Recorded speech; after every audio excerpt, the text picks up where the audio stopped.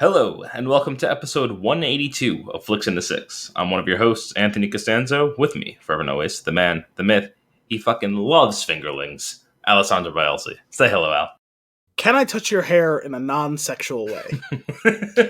On this week's episode, we've got trailers, Murderville, a quantum leap, and $70 billion isn't a real number, all before diving into our flick of the week. Don't look up. But first, Al, welcome to the show. You really caught me off guard there. I know. I didn't know what to do, and I caught myself off guard. I wanted to just delay it a little bit. It's okay. But I didn't really know why. I really like that we both chose quotes from The Boy without consulting about that. Yeah, agreed.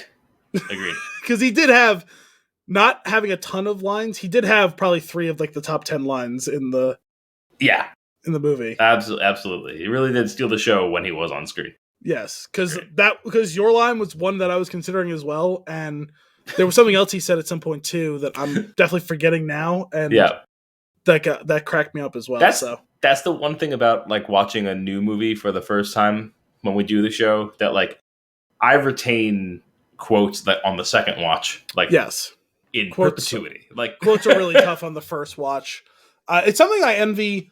Like when I listen to Cinephobe, they have such detailed notes. I'm like, I can't do that because you guys are like rewinding and rewatching like whole segments of this movie to get quotes down. Each movie would require 2 watches, and I also think would kind of deteriorate the spirit of this show. Sure, and also like other like some of the movies they choose like are ones they've watched a million times. Sure, isn't to say some ones we haven't, but a lot of them are new releases. Like that was like the gist of the show, is we wanted to mostly focus on new releases. Yeah, where applicable, pandemic notwithstanding. Sure. So it's a lot tougher to do that in a movie theater. Excuse me, everyone. Could you please hang out a second? We need to roll that reel back a little bit. I know it's all digital now, but fuck you. Oh man, yeah. I think about this every time we sit down to do the show. But man, I love movies. I really do. They're pretty great. Al, what are we drinking this week? So we are drinking DuClaw Funk. You have to yell it. Yeah, even though it doesn't have an exclamation point, but I don't know why it felt. That's a word that I feel like you don't like tiptoe around. Like I feel like that's an authoritative word. It's probably because it's so close to fuck, and that's such a like guttural authoritative word.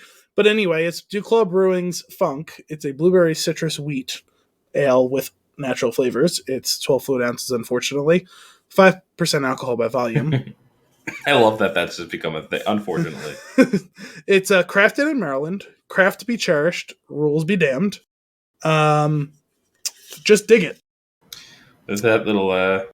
Slide into the groove of this soulful fusion of American wheat and hops that sets the rhythm for a stunning encore of blueberry and Meyer Lemon. Why Meyer Lemon specifically? I don't know. And also, I'm going to make a hopefully not too shameful admission here. Mm-hmm. I thought Meyer Lemon was only a soap. I thought it was a brand of soap. That's awesome. You know the Meyer's lemon soap? Like there's that brand of soap that has that specific thing across, like it's a hand soap, it's a bar soap, it's a detergent, like, and they're all that. So I didn't learn that Meyer Lemon was a thing now. I meant for like a long time. Sure. I thought it was just a brand. But Myers is like is a soap brand.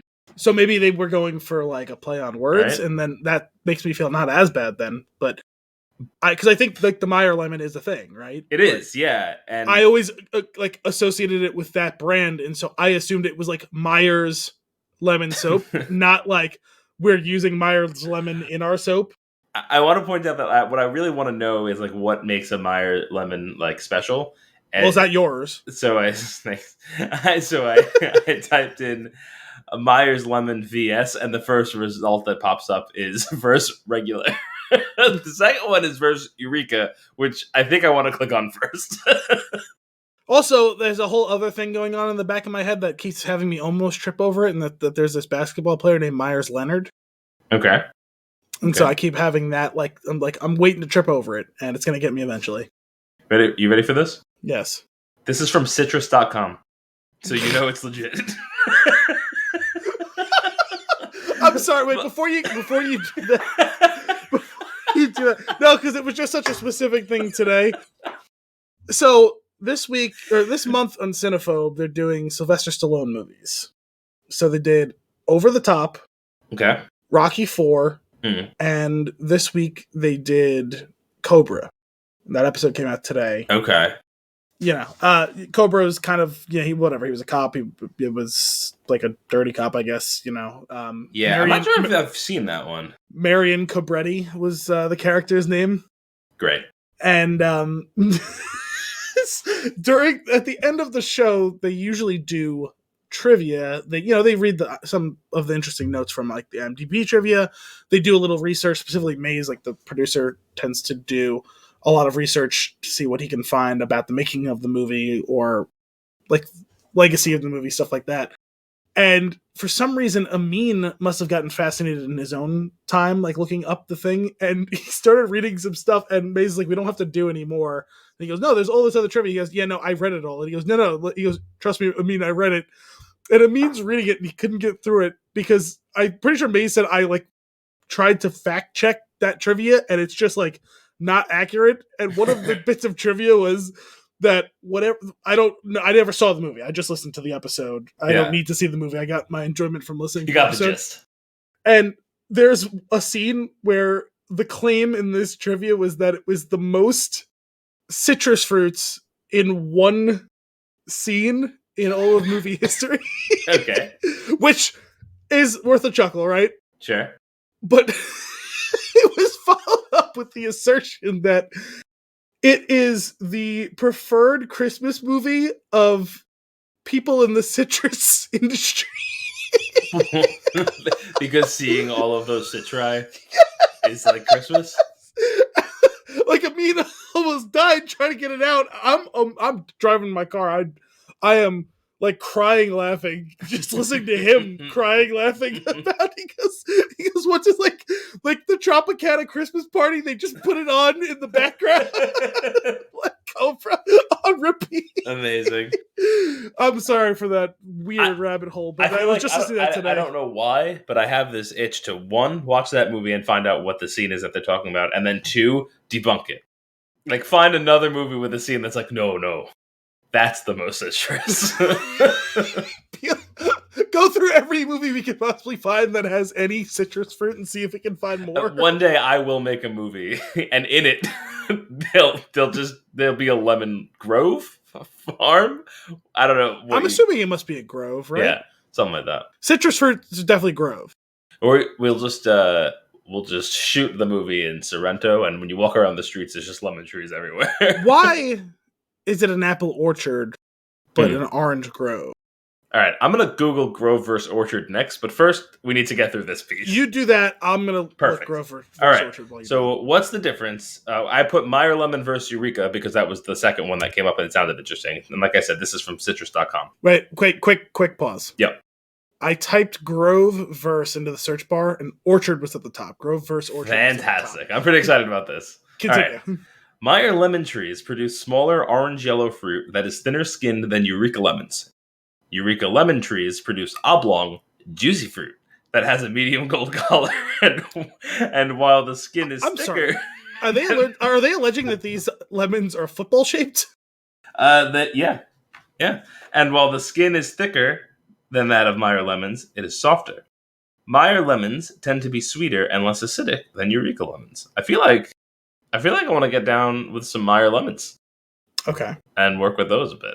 But I do know, now I know what they're talking about because I have definitely had both. And I, like every once in a while, there'll be a bag of lemons in the fridge. Like if Kim has brought them home and it's like, they're like mini footballs. They remind me of the small Nerf football.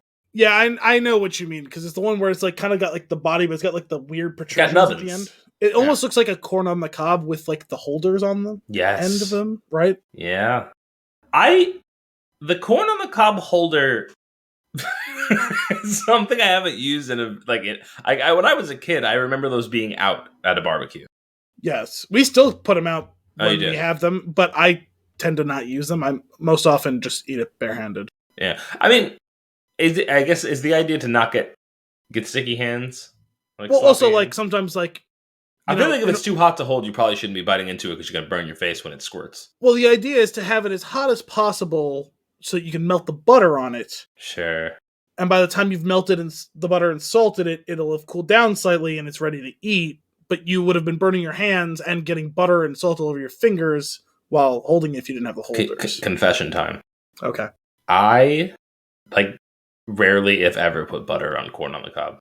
If you have really good corn, you don't have to, but it's always better with it. Sure, it is good. I went through this whole thing where, for a while, I couldn't really taste the difference between things with butter and without. So I thought you were going to say for a second, for a while there, you couldn't tell if you knew what corn tasted like. I don't know. Corn tastes like... Kim and I were talking about this the other day. The first person that discovered... I'm going to say discovered, because I assume that that's what happened. Popcorn. Do you think, it's just, really hot day? Some corn that was on the floor popped, tried it, and went, holy shit. Well, I'm assuming we have either a Native American or possibly a pilgrim. Sure. Has harvested corn, is freezing in Massachusetts, let's call it, has built a fire, is eating his corn, it's all he's got, except for maybe some alcohol, has drank some alcohol, falls asleep. The corn cob rolls out of his hand into the fire. Sure. Starts popping, wakes the drunken pilgrim and or Native American up, scares the ever-living shit out of them, realizes it's just the corn he's not getting shot at. Sure. Eats the corn. Profit. Okay. You read your story. I'm going to just see if there's any answers about this. Let me just get on. I think that's right. Before we do that, can we just pause the recording? I need to get on Wikipedia real quick. I gotta type something. That's great. Okay, what is the difference between a grove and an orchard? This is on gardenguides.com. Okay. An orchard is a grove, but a grove is not necessarily an orchard. Grove is more inclusive than orchard, referring not only to the fruit and nut trees of an orchard, but also to any type of trees growing in groups without underbrush, according to the Georgia Department of Agriculture. Although grove and orchard are almost interchangeable, custom, more than strict meaning, determines which word to use in a particular context. Huh. An orchard is a planting of fruit, nut, or maple trees, according to the Merriam-Webster Online Dictionary. The word orchard has Old English and Latin roots, meaning yard garden, or we could just probably shorten that to yarden, right? Sure. Considering the literal while we're making up words. Yeah, right. Literally in this case, we are literally having an etymology discussion here. Considering the literal meaning of these words, it follows that a yard garden, I'm going to call that yarden from now on, is a place to grow food. In common usage, an orchard can consist of one type of tree, such as an apple orchard, or various fruit trees, in which case it's generally referred to simply as orchard. And a grove is a small group of trees without underbrush, especially trees that bear fruit, says the dictionary, Merriam-Webster again. Grove has its origins in Old English from a word meaning... I'm so sorry. That sentence wrapped around to the next line, and it defeated me. I'm gonna pause slightly further down the line than I did. I'm gonna call it one word farther down the line, okay? Grove has its origins in Old English from a word meaning grove. Sorry, let me read that sentence again with the whole sentence now. Grove has its origin in Old English from a word meaning grove or copse, with a meaning similar to thicket. Therefore, grove can refer to any small stand of trees, deciduous or evergreen, or a small wooded area kept free of brushy undergrowth. That is the most offensive version of defining the word with the word I've ever seen in my life. Yeah, also, I mean, I definitely have to call you brushy undergrowth at some point during the next few weeks. So anyway, it sounds like a orchard is specifically cultivated for a type of trees, a type of fruit tree, whereas a grove can have it but doesn't necessarily have to. So does that mean like an orange grove trends towards being promiscuous and they just let anything grow in there? I think it's more like orchards are intentional and groves are like, well, holy shit. we now have a lot of oranges. What are we drinking? Funk. Let's try this thing. Yeah, this has got to be one of the longest tangents we've ever got on prior to sipping. Right? The font reminds me of... I've been watching a lot of Batman the Animated Series, teaser for later. But that reminds me of like the Joker font, like in all of his little projects. The funk font. I dig it. Cheers. Cheers. Wow. Excuse me. All right. That definitely... It's funky. Is a blueberry citrus sweet. To use the word to describe them. Still not as offensive as a grove is an old English word for the word grove. Do blueberries grow in a grove? I don't think so, because technically they grow on a bush, and you can't have a brush. Are they underbrush? I don't know. The only time I've ever seen them, they've also been intentionally cultivated in rows, but definitely bushes. Underbrush is what you did at the end of a shower. Sorry. I thought specifically it's one that you do at the end of a car shower. Like, when you go through the car wash, don't they do the underbrush? They do. They do. This is, I mean, there's no other word to describe this but funky. It's definitely a blueberry citrus wheat, right? Like all of those things are definitely present, as is the fact that it's like a sour beer, right? So yeah, that's where the funk comes from. It doesn't taste like it's alcohol. Yeah, it almost tastes like a mocktail. Yeah, I would say not blueberry juice, but like some sort of blueberry concoction. Sure. Not blueberry juice? I think we need to start a new podcast. Okay. Experts in Nameology. Where we just hang out and we discover the origin of certain words. Or in some cases make them up as we go along. I agree. How about this? We each come up with 3. Okay. 2, we have the real explanation for, and 1, we each make up, and the other person has to guess which one's real and which one's... Is this going to replace Fun and Games? Like, where is this going to replace 20 questions? This is its own podcast. Oh, it's going to be a whole podcast? Yeah. We're just going to come on with 3 words each? We do it once every season. Okay. Over Gorgonzola fries. So I can finally have them. I'm not going to tell you to brave the treacherous world of the pandemic for those fries, but eventually you're going to reach a breaking point where you're like, I just need those goddamn fries. I'm going to try them. I really want to try them. I don't know what to give this beer on account of I'm not convinced it's a beer. I mean, it's definitely beer.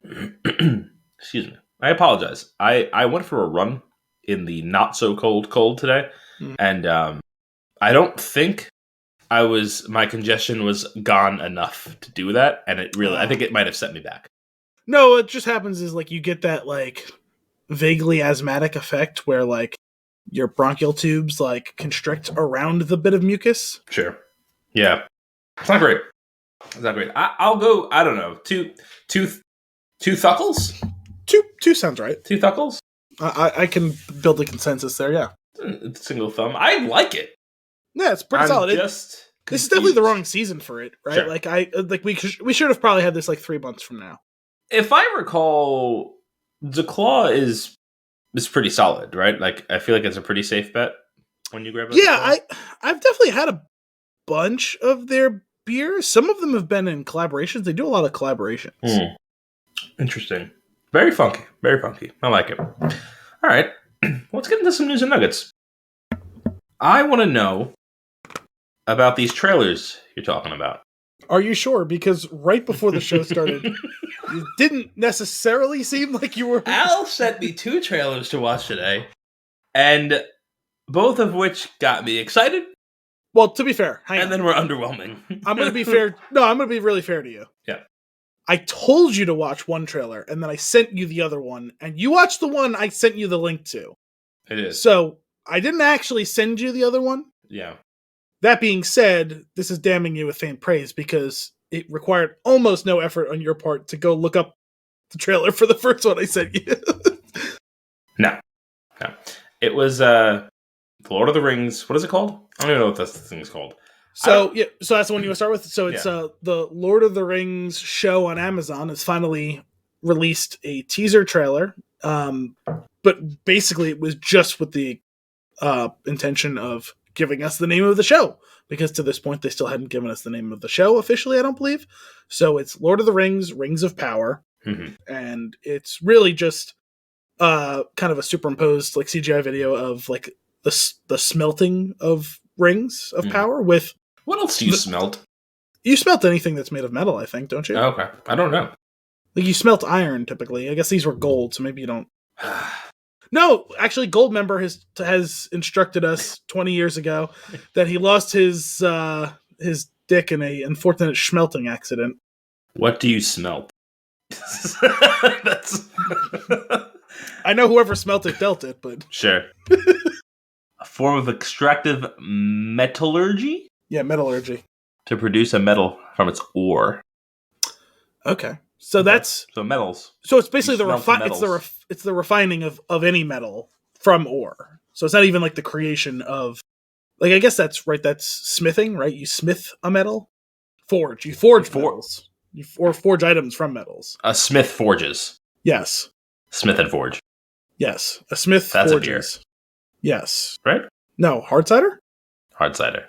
Maybe it's hard. It's definitely some sort of alcoholic drink. The reducing agent is commonly a source of carbon, such as coke. Yes, iron coke. Charcoal and coal. Yes. What's the difference between charcoal and coal? One is charred. Yeah, I was gonna say it unless you yelled at me first. It's not charred coal. It's charcoal. Yeah, in the same way that a yard garden is a yard, and so is charred coal is charcoal. I don't even know where we were. Oh, yeah, smelting of the rings. Yeah, sorry. I guess I misstated that. It was the forging of the rings of power, and it was voiced over by, I'm assuming that's the actress who's playing the new young version of Galadriel, because that was the voiceover of the prologue to The Fellowship of the Ring. She redoes it. Right. In this, it's a new voice, so I'm assuming that's who it is her again, so. I forget the name of that actress. I'm too lazy to look it up. We've talked about it a million times on the show for the last 2 years. Kate Blanchett. No, that was the original one.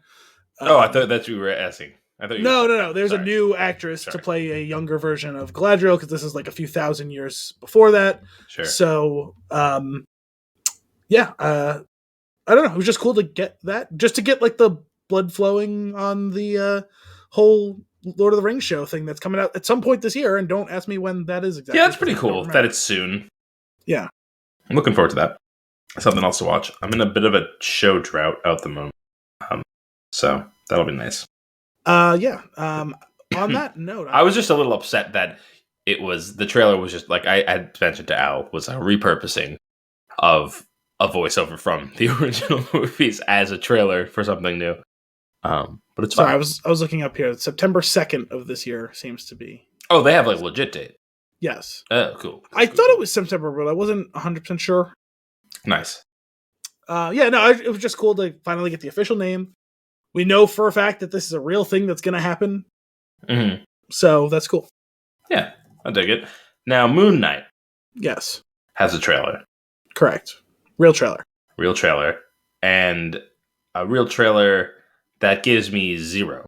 No, actually, less than that. You said that you know less about it now. I know less about it. It imparted negative knowledge. It actually subtracted knowledge from you. I feel like going into this, I was like, okay, Moon Knight. We got a new superhero show. Yes. Cool. And then I'm like, is it? Is this a good guy? I don't really know. I don't know anything. I also don't know what's going on. I know there's a lot of craziness going on. Mm-hmm. I know that this guy may not be who he thinks he is. Yep. It seems like there may be a case of either mistaken identity or amnesia, or there's definitely a lot of trippy. There's also a portion of the trailer that takes place in Danny's bedroom from Dr. Sleep. Yeah, pretty similar. And I'm 99.9% certain it's the same set. like exactly the same. Like they didn't even change the decorations. Maybe it's just the same cinematographer, so it looks similar. Maybe. The other thing that I noticed from that trailer was like there was that weird all those people kneeling to Ethan. What's his name? Ethan. Oh yeah, Ethan Hawke. Who, by the way, I had to look it up. I didn't even recognize him in that. What was that? But that like looked like a reshoot I was just of about the Loki to say, scene. It finally clicked for me that when you said while watching the trailer, oh, there's a scene from Loki. Why is there a scene from Loki in here? And I was like, wait, and I'm thinking of the show Loki, and I'm like, I don't recall seeing that on here. Did I miss something? But yes, now that you mention it, that was very reminiscent of when he shows up in Germany in the first Avengers. That's right. Man, first Avengers. Yeah, I don't know. I'll watch Oscar Isaac and things. He seems to be having fun with whatever accent it is that he's putting on. Well, it's definitely a British accent. I was going to say, after watching this trailer like 1.5 times, in that very small sample size, one of the better British accents I've heard from an American actor. It's pretty rare. Sure. Usually they sound terrible, and that's why people don't attempt. Sure. No, that's fair.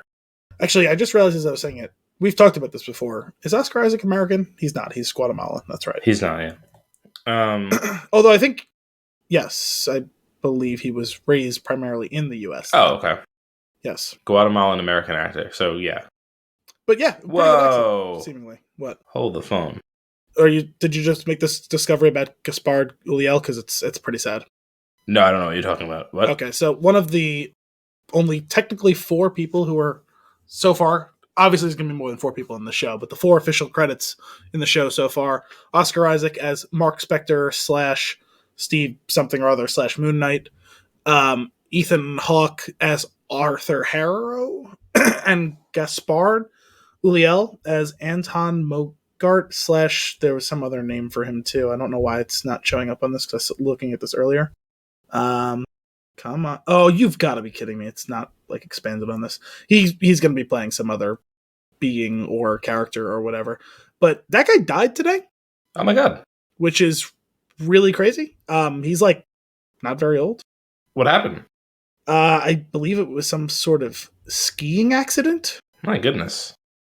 Yeah, he literally died today. He was 37 years old. Wow. He's a French actor. I was looking at him when I saw the trailer. I looked up on the show online, saw that he died, and I was like, wait, that's today's date. That's fucking weird. That is weird. And then I looked it up, didn't read the story, but I believe he died in a tragic skiing accident of some sort. But I'm looking at his picture, and I was like, this guy looks really familiar. I don't know why. Scrolling through his acting credits, none of it's familiar to me. Most of it's French. And then I figured out what I know him from. Now, do you remember that, and this is back from a time when you still had TV, because we're talking about 2010, that 2010 cologne commercial for Bleu de Chanel with the guy who's, I don't know if he's supposed to be an actor or what in the movie, something sort in the commercial, he's some sort of famous, and he's like, looks like he's gonna apologize or something, and he goes, I'm no longer going to be what people expect me to be, or something like that, and then he gets up and walks away and all the walls fall around him and stuff like that. No.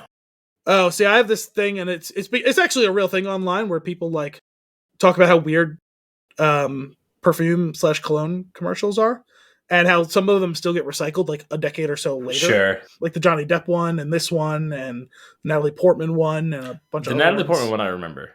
So if you look up this commercial, I feel like you'd have to recognize it. So all right, what is it called? Blue. What? Yeah, I'm pretty sure it's a Bleu de Chanel. And look up, it's Gaspard Ulliel is his last name. Not the only actor we've lost in the past week. Right? There's been a concerning amount of deaths recently. Bob Saget. Yes. Who else was there? Yeah. Okay, I know that. I remember this. It was like, as soon as you see it, I was like, you're going to recognize it. There's more the music. The music I remember. Well, because there was a longer version of it, but there was always like a shorter version of the commercial as well. So I actually had forgotten about the Starman, right? David Bowie song. I had forgotten that was in the trailer, or commercials. Yeah. But that's just like a terrible thing. It's like, yeah, I mean, what are the odds that like it's literally a day after this trailer drops? I had no idea he was in this show. No one, I'm assuming, really knew he was in this show, and it looks like he's one of the main characters. Yeah.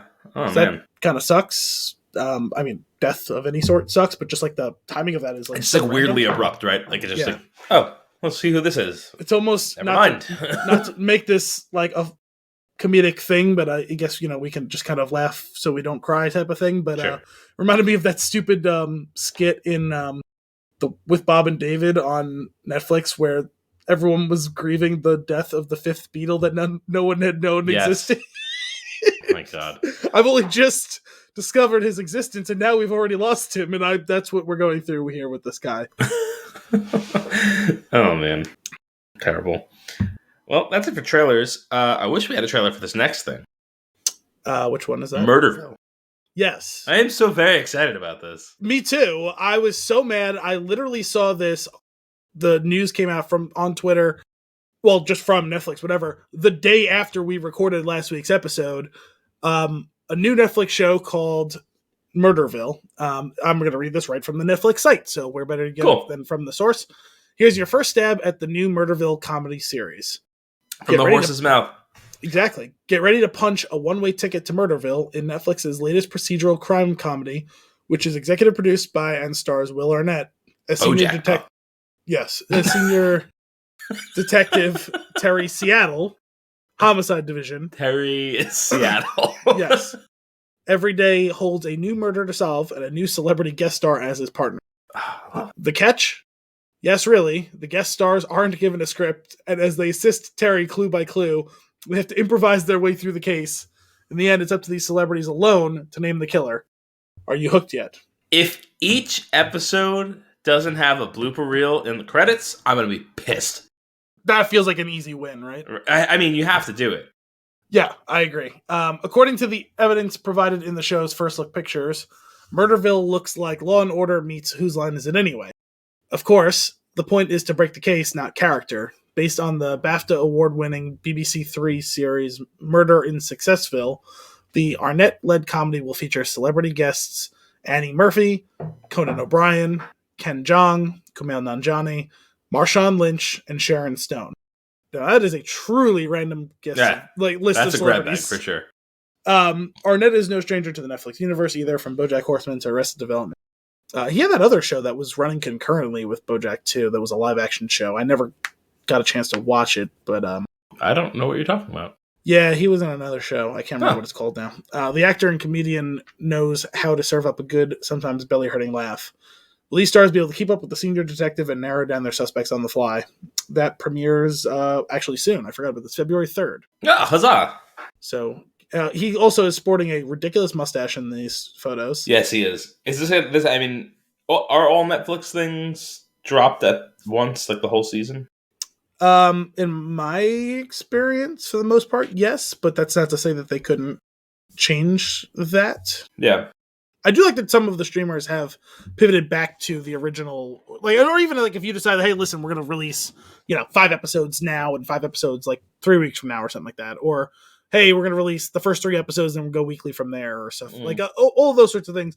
I still like having something kind of to look forward to. Weekly episodic. Yeah. Cause well, for one thing, you don't have to necessarily feel the pressure to get it all done all at once to be part of the conversation.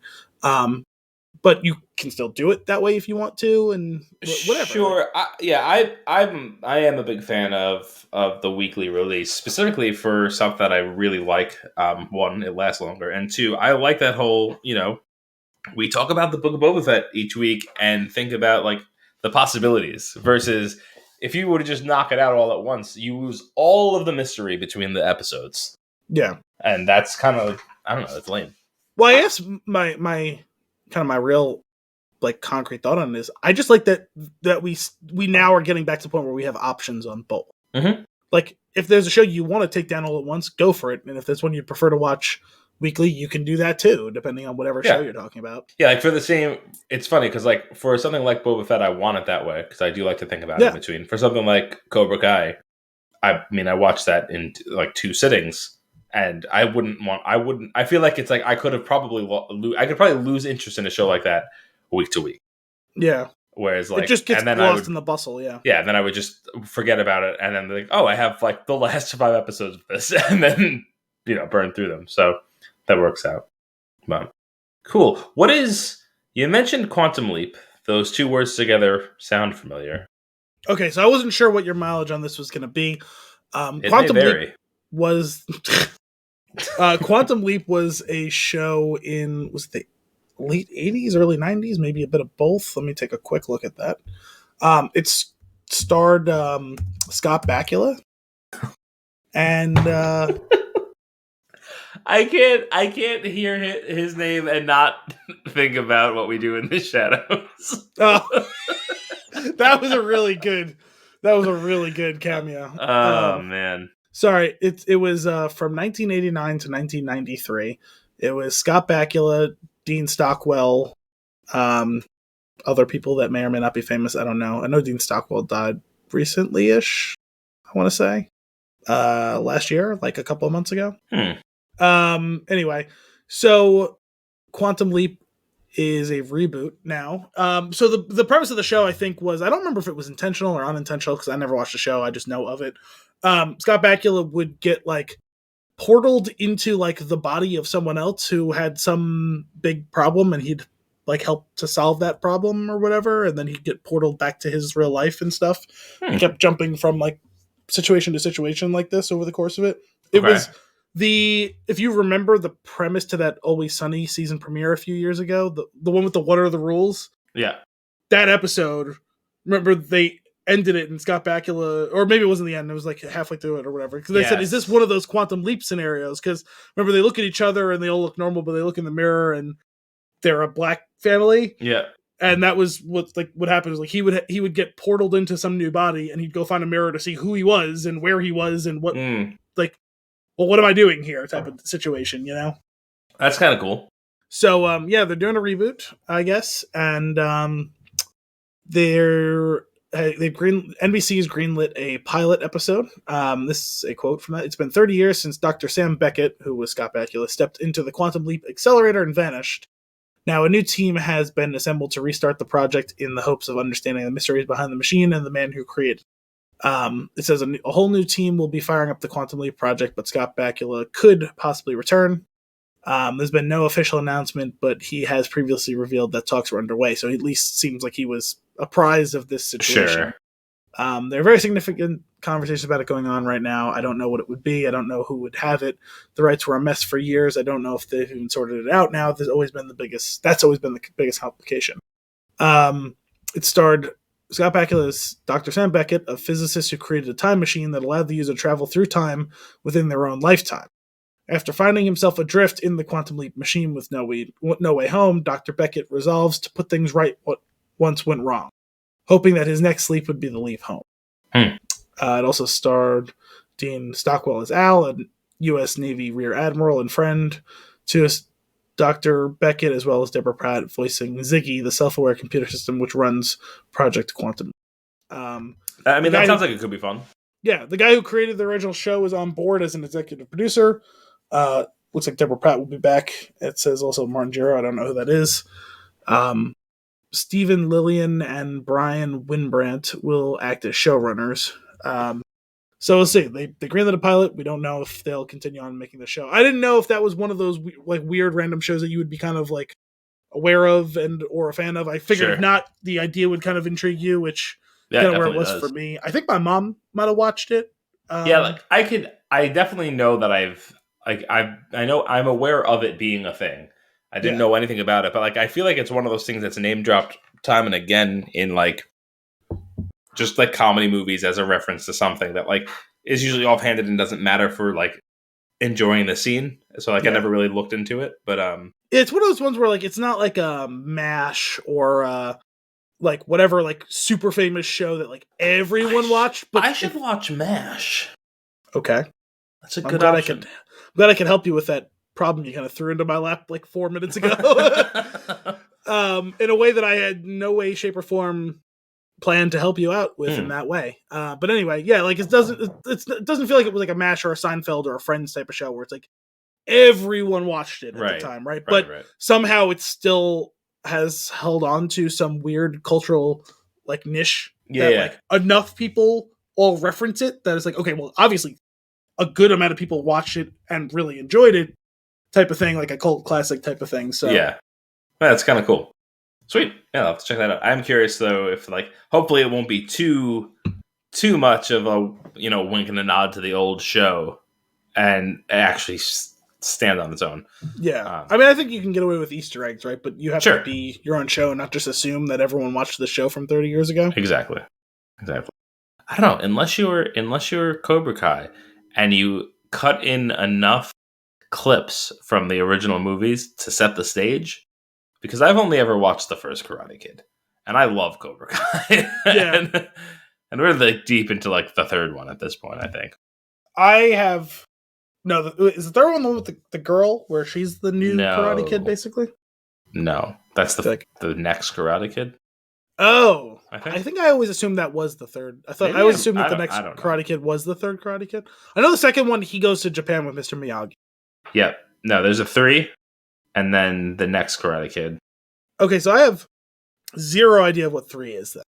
Yeah, 3 is the character that is the villain in the latest season is from 3, and it's like Kreese's war buddy / Cobra Kai partner from back in the day. I don't know. Okay. I searched Karate K just to have it pop up all the movies so I could make sure that there was 3 and then the next. And then I saw Karate Killer, and I think we should watch that one. Followed up by Chuck Norris in Karate Commandos. Commandos with a K. I definitely have not watched hardly any of the Chuck Norris movies with the exception of Sidekicks. I remember liking that one as a kid. Mm-hmm. I remember that one. That was the one with is that the one with Jonathan Brandis? If you say so. Sorry, there was Karate Killer in 1976 and Karate Kill in 2016. Sidekicks. I might be thinking of something else. Sidekicks. Chuck Norris. I can't find that one. What's going on here? It's one word. Yeah. Sidekick. Chuck Norris, Jonathan Brandis. I was right. Wow, what a name! What a name to pull out of my childhood and not have thought about it in ages. Yeah, it's a name I didn't know. Oh my god, he died when he was 27. What? In 2003. All right, we gotta stop Googling things. This is just becoming very sad. It's true. What happened to him? I don't know. Jonathan Brandis.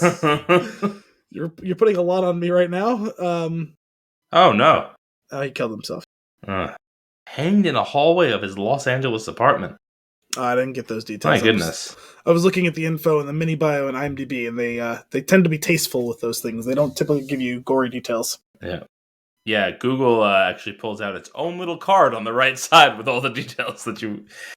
That was weird. That's really that's sad. That's sad. Well, sorry about that. I did not realize that's where we're gonna end up with that last one. $70 billion, you say? Segue. It was a very smooth transition. That's what it should have been, is how much does a segue cost? $70 billion. So this article is on Bloomberg. It's Microsoft buys scandal-tainted Activision in bet on metaverse. Subheadings are Activision. I hate everything about that sentence. No, you know what? Actually, I appreciate this because so many of these articles tend to like try to paint around the issue. Mm-hmm. Good for them that actually like telling the story like down the middle here. Like, nah, like Activision is embroiled in some shit because of their asshole CEO and all the people that he. Microsoft was like, "I'll buy you while you're at your cheapest." Yeah, no, I mean, that's that killer mentality. You got to do it, right? Buy the distressed asset. So Activision CEO Bobby Kotick is expected to leave after close. Call of Duty publisher faces lawsuits over discrimination are some of the subheadings. So Microsoft Corp, this is from yesterday, was when this news broke. And also apparently really unexpectedly, because I know the Forbes game reporter, Jason Schreier, like who I follow on Twitter, he's like, I'm supposed to be on vacation, but I have to come out of it for today because, oh my God, this is what's happening. And I had zero idea. And it sounds like no one knew. So I don't know how they kept this deal under wraps like this. This is actually pretty impressive. Microsoft plans to buy Activision Blizzard Inc. for $68.7 billion, acquiring a legendary game publisher responsible for franchises like Call of Duty and World of Warcraft, but recently roiled by claims of sexual misconduct and discrimination. In its largest purchase ever, Microsoft will pay $95 a share in cash to add Activision's stable popular titles, helping the software giant expand its own offerings for the Xbox console and push it into the fast-growing markets for mobile gaming and the metaverse.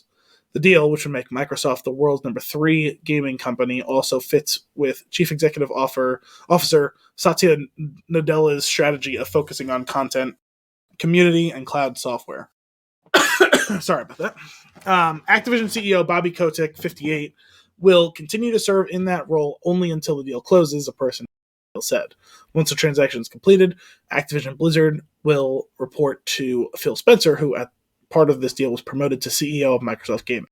Activision, which has a long history with Microsoft's Xbox, will also help the software giant better compete with rival Sony Corp's PlayStation. The publisher's largest franchise, Call of Duty, became successful largely due to Microsoft's online platform Xbox Live, which allows gamers to connect for multiplayer matches. Most of Activision games are designed to run on Xbox consoles.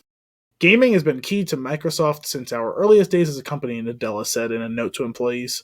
Today, it's the largest and fastest growing form of entertainment, and as the digital and physical worlds come together, it will play a critical role in the development of metaverse platforms. So I'll take a breath there. Your thoughts so far? It's interesting. Taking on, I mean, they've been on this, the studio acquisition kick for a while now, and they've picked up some pretty crazy ones over the past couple of years. Bethesda 2 years ago for $7 billion. Yes, so which, that's a much smaller company. Though. Yeah, but I don't know, just the idea, right, of spending all this money on these acquisitions. I am curious, there's. There was a statement a while ago when Game Pass became a thing that all first party Microsoft games would go direct to Game Pass. Will be on Game Pass. So that is everything that has been acquired now. So I'm kind of curious how the financials of this for them, right? There's going to be, if there's a diehard Call of Duty fan, they will probably subscribe because it actually makes financial sense to do so. Yes. That was my first thought as well before I read this story, and I've read the whole thing before we got to it on the thing, but I hadn't read it earlier in the day yesterday when I first heard the news. My first thought immediately was, this is purely got to be a Game Pass play, because everything that Microsoft has done for the last 2 years has been to strong arm everyone into getting Game Pass so they can build up that constant subscription revenue. Here's my theory though. So we have that aspect of it. There's then there's the other subscription bases that they're pulling in, right? So now if you think about World of Warcraft, however many subscribers that it currently has, if you're bringing them in, if you're bringing that platform in, and then that becomes part of your subscription cost for, say, Game Pass, you're almost eating your own lunch a little bit with that one, because if it's just part of it now, you don't have to pay a separate subscription, I would imagine, for that game, unless they do something different, or which kind of strays away from what the original statements for Game Pass were. Well, I wouldn't be surprised if a long-running MMO like that wouldn't still be kept separate. I would think all the console games gets pushed to that, but that's it's going to be its own thing. That's trying to make a bigger pie, right? You're trying to buy console gamers alongside of PC gamers when you talk about that. So it does seem like it's Microsoft is trying to own video games. Yeah. And this still only moves them up into third, they're saying, by size and volume and user base. Which is crazy. But at the same time, they specifically mentioned metaverse stuff, right? And it's is the intention to be the place to play socially when we're in our little VR world? Probably, is my guess. Yeah, I really don't like that there's a really unfortunate space race to create Ready Player One. Yeah.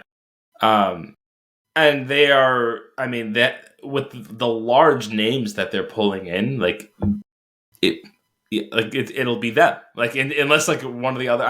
I know that we say third, but still, if the big names that they have already, Activision's a really big one. As garbage as the news around them is right now, there are people that play games, and then there's an entire other gigantic set of people that play Call of Duty. Yeah, and then an entire other group of people that play World of Warcraft, and there's, while it's a 3-piece Venn diagram, there's the ones that play all that. Well, stuff. you're missing another. There's a fourth piece of that pie, and it's sports gaming. Sure, which is Activision has a piece of that, but EA drives most of that, because FIFA and Madden are both EA properties. And those are by far the two biggest sports games. Right, but EA Play is part of it, too. Yeah, sure. I'm just make that distinction of so they're just even closer to it. I don't know. It's kind of crazy to think about how much it's just we'll take a little piece. Well, I am curious to see, and I'll continue reading some of this. But I'm curious to see what this looks like from antitrust situations. Yeah, that is interesting, right? Because but like you said, I feel like their argument will somehow be along the lines of still third, right? Well, but the problem is it's third in the world, but this pushes them probably pretty clearly and definitively to number one in the U.S. I would think so, right? Because when you talk about the world, Sony has a much bigger slice of that market because Japan, they got to thrash Xbox sales, right? As well as probably China and Korea and other places as well. Maybe not as much as in Japan, but Japanese company, Japanese system, you're gonna be kicking Microsoft's ass in a lot of Asia, and that is when you talk about the world slice of video gaming, blows the US out of the water when you take those countries into account, which is why it's still considered third. And actually, I think one of the other top three companies that's ahead of Microsoft is Tencent, which is a Chinese company. So I guess I'll keep going here. Yeah. Taking on Activision also introduced a whole host of legal and potential regulatory problems to Microsoft. Activision has been shrouded in controversy since last July after California state agency filed a sexual bias lawsuit against the Santa Monica, California-based company, describing in lurid detail its, quote, frat boy culture, unquote, and accusing leadership of failing to take action to stop it. The U.S. Securities and Exchange Commission later launched its own investigation into how the company handled the reports of misconduct. The deal will also likely face tough regulatory scrutiny in the U.S. Big technology companies are being probed by regulators for their reach and influence. China, which has also been sparring with the U.S. already over technology issues, will also likely review the merger. Kotick, who has led Activision for 3 decades, came under pressure to resign after an explosive report in the Wall Street Journal last fall that tied him personally to reports of mistreatment of women and suggested that he was aware of years of sexual misconduct, including rape, at the company, but didn't report it to the board. Kotick has apologized and pledged to make changes. In an interview, he said the deal has nothing to do with the controversy surrounding Activision or calls for him to step down, and that Spencer reached out to him last year. A person familiar with the discussions, who's not been authorized to speak publicly, said Microsoft looked at Activision's situation, given all the negative attention and pressure on Kotick, and wondered if the beleaguered CEO would be willing to do a deal. Initially, he didn't want to sell, according to another person familiar with the talks, and also put the word out to see if any other company could outbid Microsoft. But at that point, he had little leverage with his board amid the ongoing public scrutiny at his company. Interesting. That poses a curious question of okay, so the conversation started a year ago, and then within the past year. Right, sure. Okay, within the past year, and then the story is coming out. Does the whistleblowing? Well, that's why I had trouble not chuckling while I was reading that, because that's convenient. Yeah. It's just we want to buy your company. I'm not willing to sell. Whoopsies. This came out. Isn't this the plot of The Gentleman? Yeah.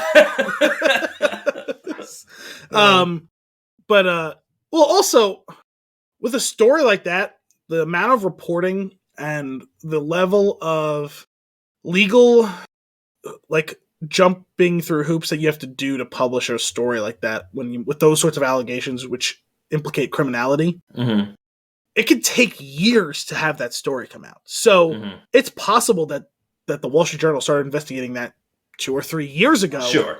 And that inside of those circles it was known, even though it wasn't publicly known, and that Microsoft caught wind of this coming and they decided to try and get in ahead of the competition. Yeah. Which, I again, feel like that's probably the case. I mean, they're ruthless but very savvy yeah. business, right? Strong move. Yeah, and I guess kudos to Microsoft. You're gonna get the fuck out of here. You're just gonna get the fuck out of here when we buy your company, because this is your fault. It ain't us. We're gonna come in and make it better. Not that I'm alleging they're doing this for altruistic purposes. Let us take this off your hands. Yeah. Well, that's their conversation to him, right? Is here's a lot of money. Go the fuck away. Yeah. The next bit of this story had to do with some stock price stuff, which isn't super interesting. This part, though, I guess kind of comes back to what we were just discussing a second ago. The scandal has taken a toll on the company already struggling to adapt to the end of a pandemic-fueled video game boom. In November, Activision delayed 2 of its most anticipated games and gave a sales forecast for the fourth quarter that fell short of Wall Street's expectations. Spencer said last November that Microsoft was reevaluating its relationship with Activision and making proactive adjustments in the wake of the Wall Street Journal report. Founded in 1979, Activision is home to some of the most popular game franchises in the world, including Candy Crush, Guitar Hero, Skylanders, Destiny, Crash Bandicoot, and the Tony Hawk skateboarding titles. Its Call of Duty franchise is particularly notable for its lasting appeal, opening week sales, and increasingly its reach in Asia.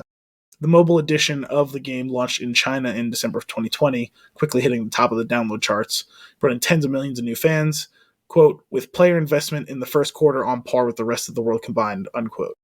So there's the whole, oh, we'll buy you. And then there's like, oh, we're going to make this even better. We'll buy you for this amount, or Activision games won't be on our platform anymore because of you. Yeah, it's entirely possible. I mean, that is quite a cudgel to be wielding against them, especially when they're at their lowest point. Yeah. In 2020, the company's Activision segment, nearly all of which is Call of Duty, accounted for 55% of the company's operating profit. Damn. This is crazy. I mean, we're talking, I think it's like 2023, right? Like June is like the kind of like the estimated. I'm not sure. These things tend to take a couple of years. When I was talking about this with some people yesterday, I brought up the Disney acquisition of Fox.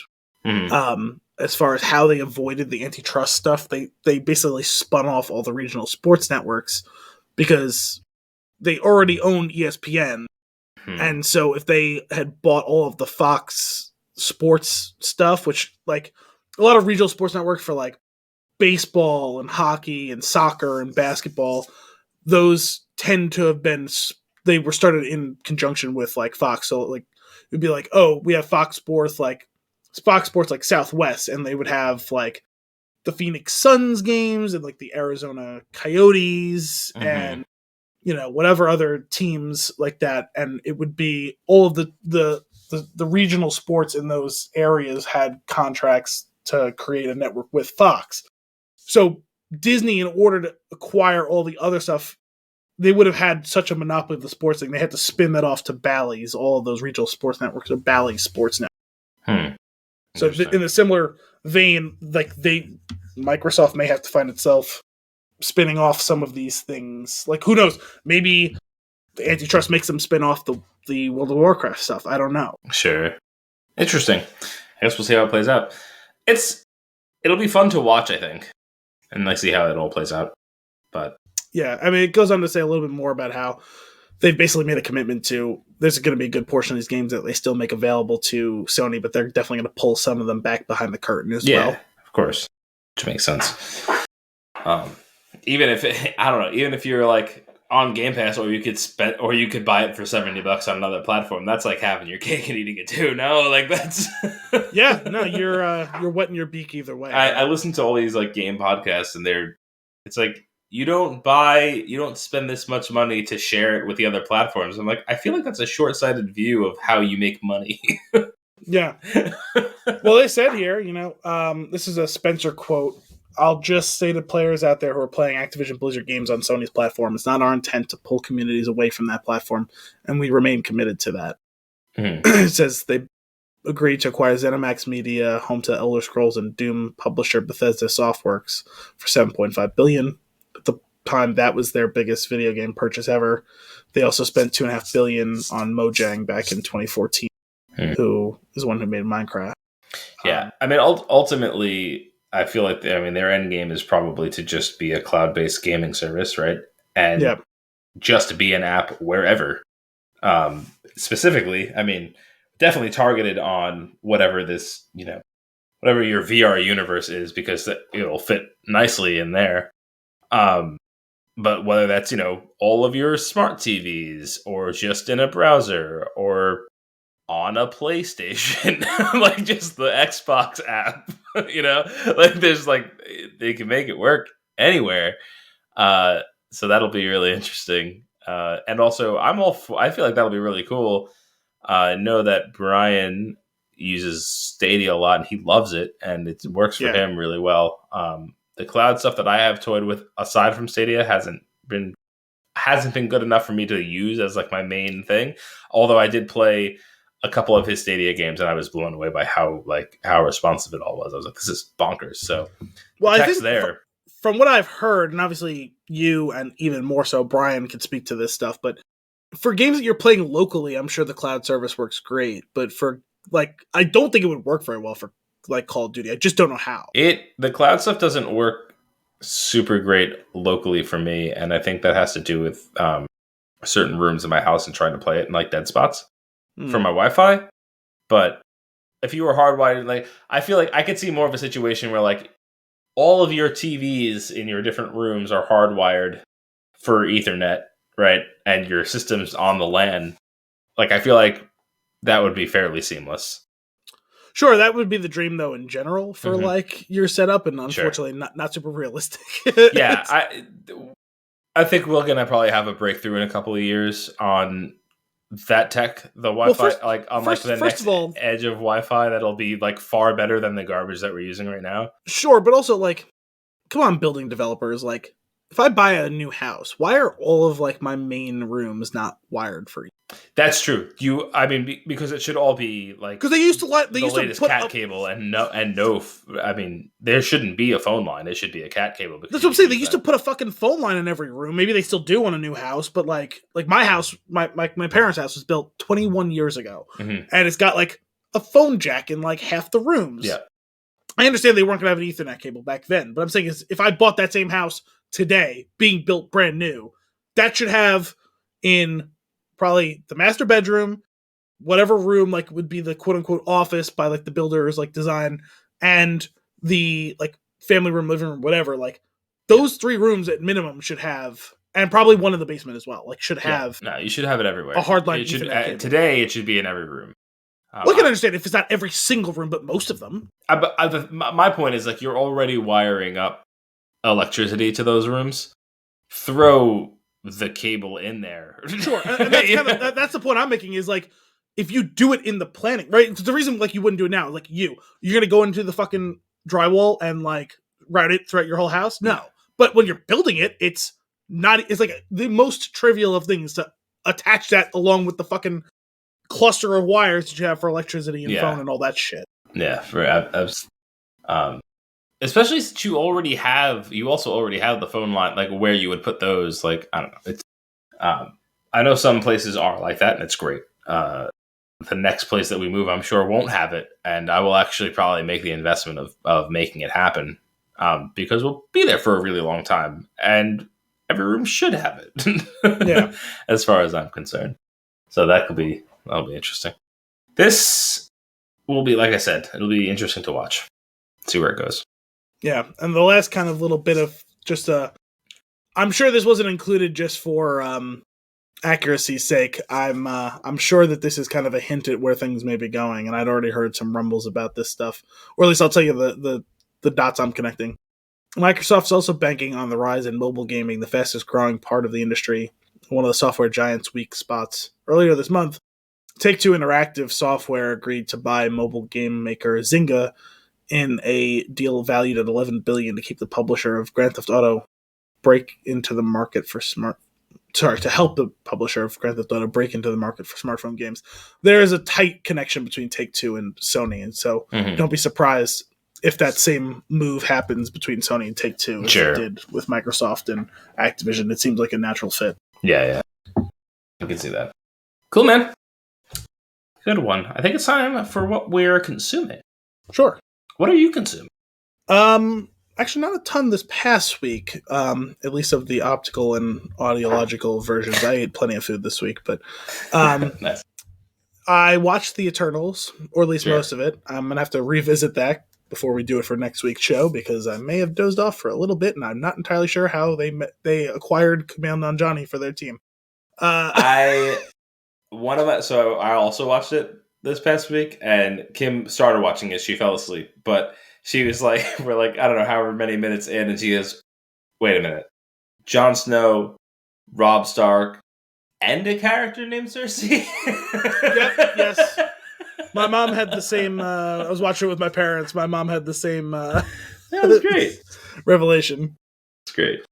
So yeah, we will probably be doing that next week, so we'll delve into that much more deeply then. You definitely do need to rewatch, because Kumail Nanjiani being brought back into the fold is pretty cool. Yeah. I remember little snippets of it, but I just don't remember how it all went down. Mm-hmm. It's like I can kind of, the images are in my brain, but there's no context for them. Yeah. Because I was kind of dozing through it. The only thing I actively remember was that he was pretending to be multiple generations of actor. Yeah. Going under the same name to explain why he didn't age. That's the literally only bit of that I remember. Yeah. What about you? I've watched that. I also we were tying up loose ends last week of like shows that we're like at the end of, and we did a bunch of that. And we still have a few more. So you mentioned finishing Dexter New Blood and Homeland. Yep. So I'm assuming you were doing and Grace and Frankie. And Grace and Frankie. Okay. So we were like, okay, we have like this lingering final season of Lucifer to watch.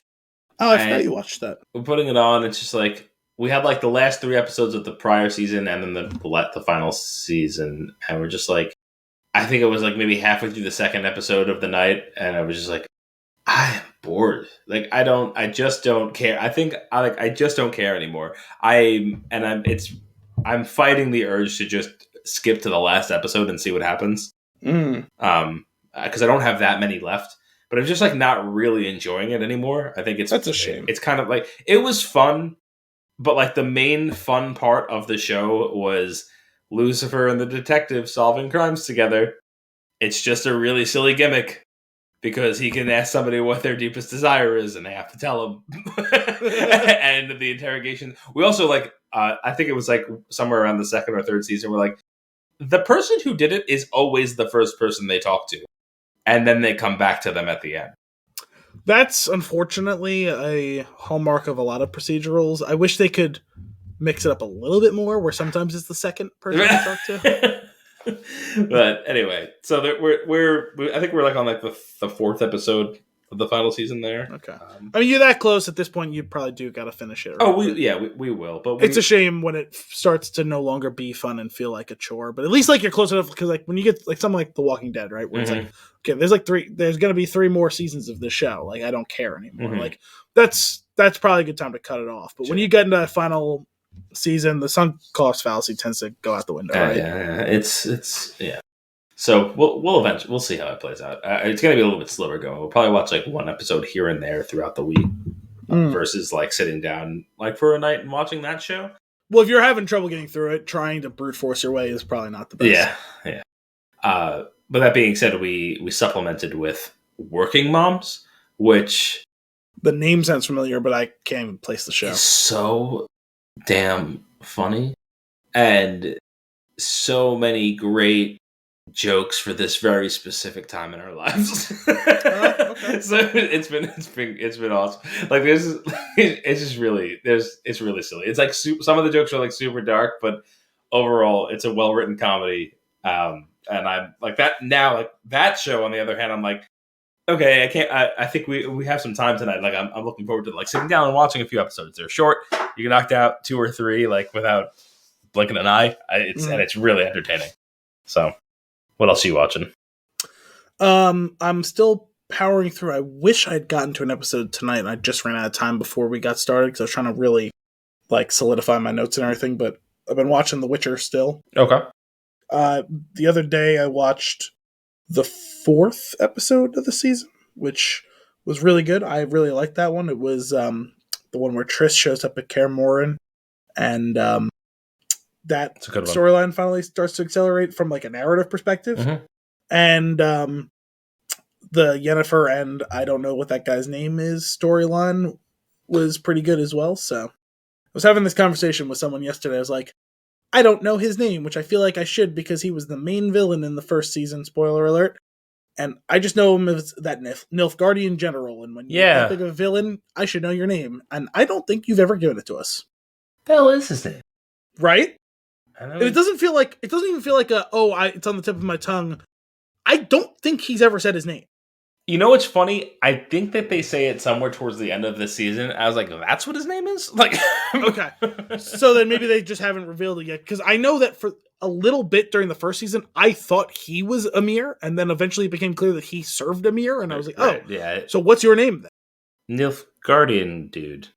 But like, he's not some random like private in the Nilfgaardian army. He's the fucking commanding general of the army. Like, we should know his name. It's not shouldn't just be general guy. He's got that feather ponytail thing.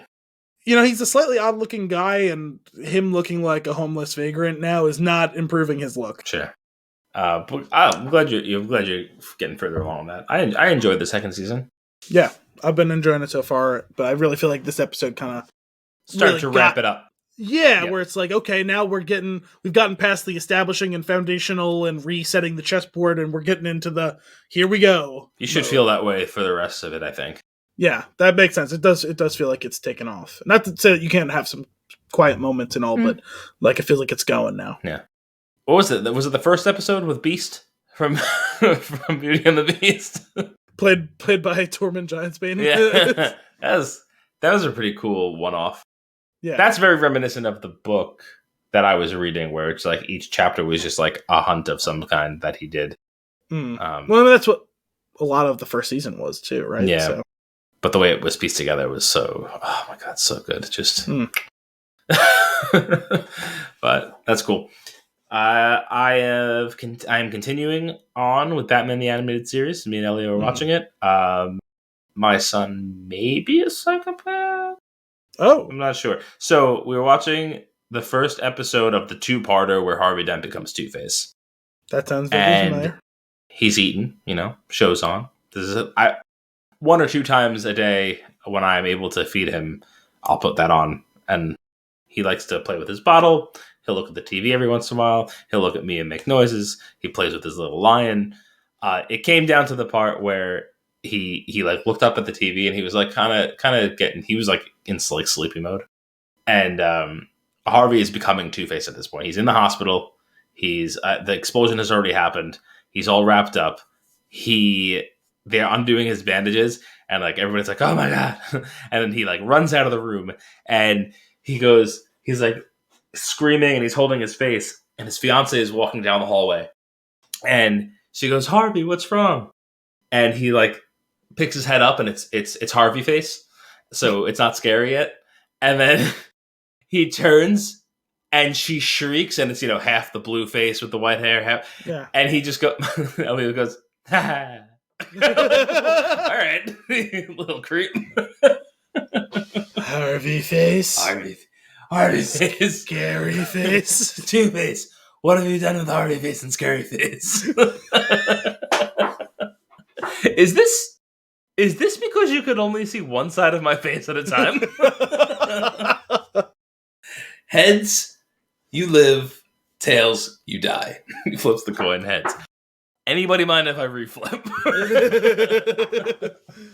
But that's been really... Batman in the Animated Series is no joke. Yeah. It's so good. And I'm like, I barely scratched the surface of the first season. The first 63 episodes. 63 episode season's incredible. It's still amazing to me how they make the show. What do you mean? Like, just the process of animating a show like this. I really need to watch something on it. Oh, yeah. Come on. What else you watching or consuming? That's it for watching. I had a couple of podcasts I listened to in the last few days. So one of them is one I've been recurring listening to for the last few weeks, and that's Amin Al-Hassan has revived Darth Amin's Rule of Two. It's his Star Wars themed podcast. It's him and Anthony Mays from Cinephobe, and they have basically hijacked Mystery Crate, which is a podcast on the Metal-Arc Media slew of podcasts, the Leventard and Friends network.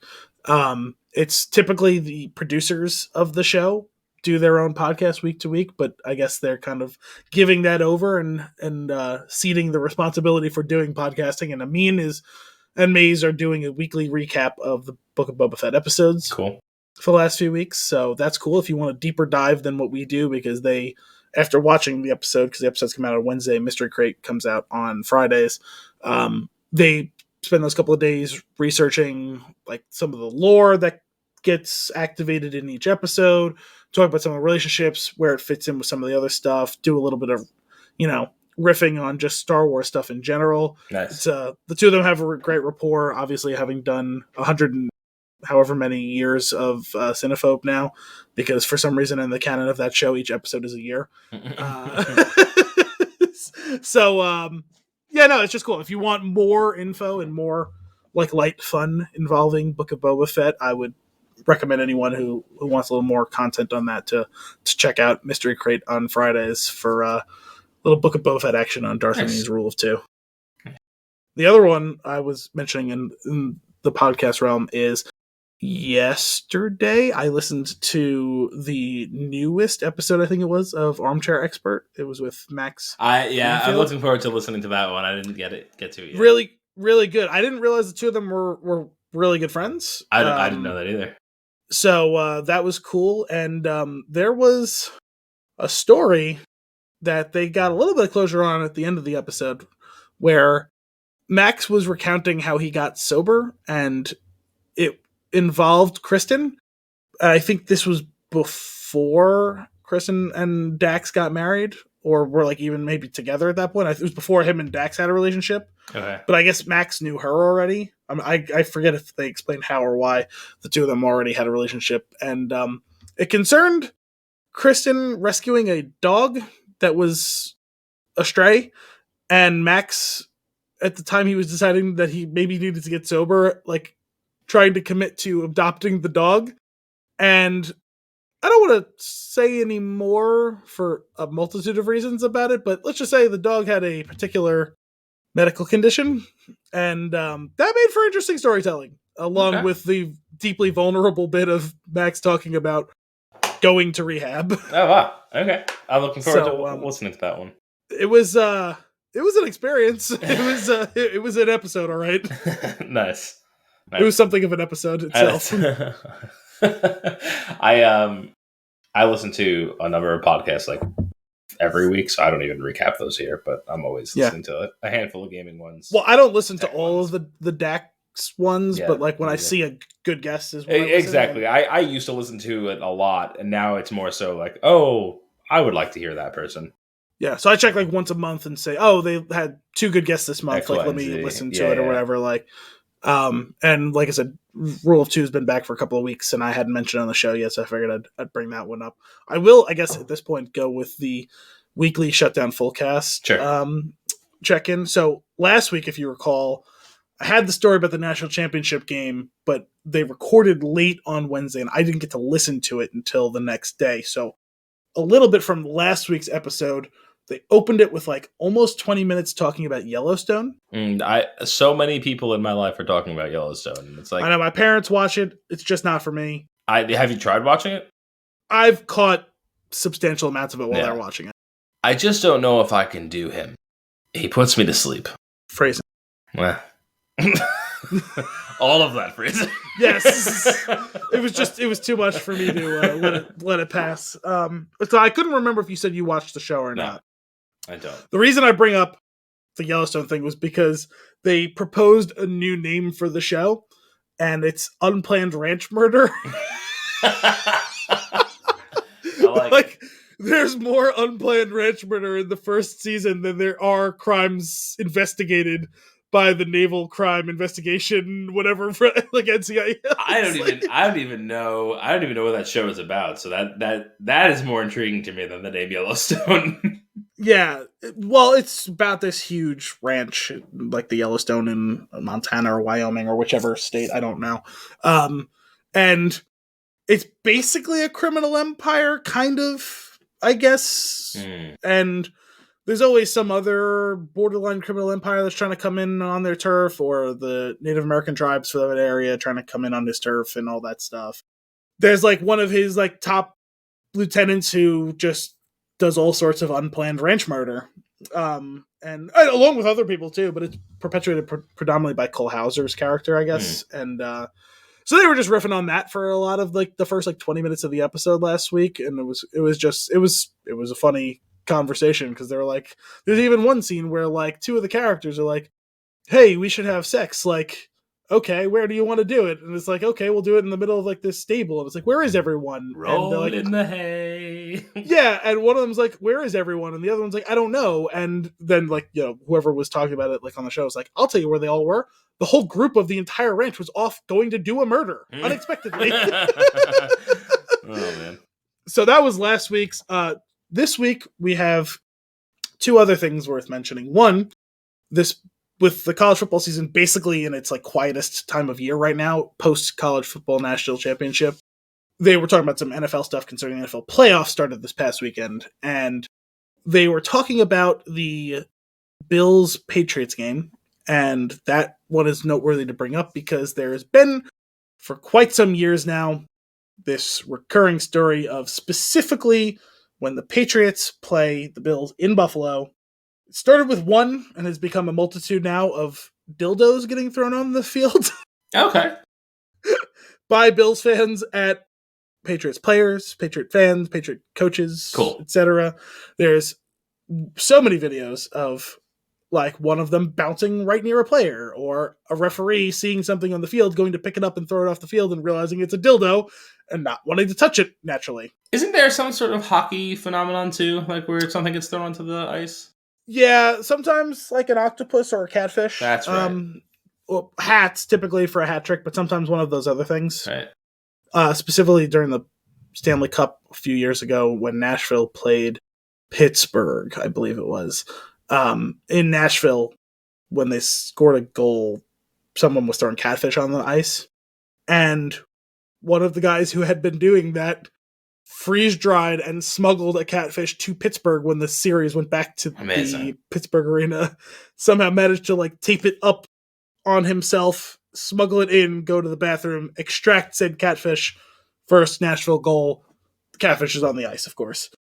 It was incredible commitment to the bit, and is such with the Bills fans throwing dildos under the field, as well as anyone who even has a tangential knowledge of football might be aware of the phenomenon of the Bills Mafia, which is what the fandom calls themselves. For several years now have been lighting tables on fire and then jumping through them. Oh dear. Like folding tables mostly, but sometimes it's not a folding table and the table doesn't break. Yeah, and you know, there's like, it was like 5 degrees at the game the other night, and there's people shirtless and stuff. Like, they're a crazy bunch. It's impressive. I tip my cap to them. I'm a huge football fan. I just wouldn't, and I like the cold too. Just wouldn't. Yeah, couldn't probably. But that seemed like a good time, and it is honestly at this point like a wish of mine. I just want one of the dildos to stick to someone's helmet or visor. Sure, on the fly. Yeah. I think that would be incredible. So that scene did you watch How I Met Your Mother? No. There's a scene where they were throwing pencils into the ceiling at the bar. Yeah, everyone remembers that phenomenon from school. Yes. And then at one time, one of the pencils falls out. The eraser hits the table. It bounces, and the pencil goes up Barney's nose, and he goes, "Am I dead?" That would be the exact same thing if the. I just want to see someone slow down the replay of dildo flopping end over end. Yeah, sticking to, and then like someone like with a press laser mic cutting the sound in of like the of it. Yes, and just watching it in slow motion, adhere, and then flop as it tries to reach its equilibrium. Or more specifically, attaching to a player running for a touchdown, right? So that. Oh yeah, because camera can't cut away. This dildo unicorn scoring a touchdown. Much higher degree of difficulty to hit the moving target and get it to stick. Go big or go home. The other topic they were discussing, so you remember a couple weeks ago when we learned together about the Pittsburgh potty? Yes. Are you familiar with... Oh, God. Are you familiar with Dingus Day? No. What is Dingus Day? It's another Buffalo phenomenon. This one I'm not going to tell you too much about. I want anyone who's listening to this who wants to know about Dingus Day to look it up or listen to this week's Shutdown Fullcast. The only things I will mention in this is that it features, it seems to be some sort of like Polish St. Patrick's Day type of situation. Mm-hmm. And I'm just going to say a word here. Pussy willow. Okay. Features heavily in Dingus Day. Interesting. What is it? Roman Catholic celebration held on Easter Monday across Central Europe and in small parts of Eastern and Southern. Mm-hmm. The tradition is widely associated with Poland and is observed by Polish diaspora communities. Diaspora, yeah. Diaspora communities, particularly. It's basically like people who are from Poland who spread out to the rest of the world and created their own enclaves. Particularly among Polish Americans who call it Dingus Day. Yep. Huh. Food. Dingus Day is an occasion to eat traditional Polish foods, including pierogies, kielbasa, stuffed cabbage, ham, eggs, breads, and lamb-shaped butter. As one does, I gotta say, when I started reading that sentence, didn't know where it was ending. Yeah, you experienced that sentence the same way I did, where it was grove is from an Old English word that means grove. I could not have been prepared for the way that sentence began to end in the same way. It was like a fucked up palindrome. The word dingus loosely translates to worthy. That can't be real. Like most other holidays, food plays a role on Dingus Day as well. Yeah, I can confirm that food tends to have a lot to do with holidays. Cool. Lamb-shaped butter, yes. Butter. I used to have lamb-shaped marzipan on Easter. So it sounds like it's in the same vein, right? Yeah. Like, except, well, I don't know. Well, I assume that lamb-shaped butter is served with the breads, right? Probably. And the ham and eggs. Marzipan, from a certain point of view, is basically just almond butter, right? Like, true. That's fair. I could still taste it. Man. I used to love that. I've had things featuring almond paste, but I've never actually had marzipan, I don't think. I bought some real fresh stuff from a bakery in Florence when we were in Italy, and my goodness, it was so good. It is like you immediately have diabetes, but it's so good.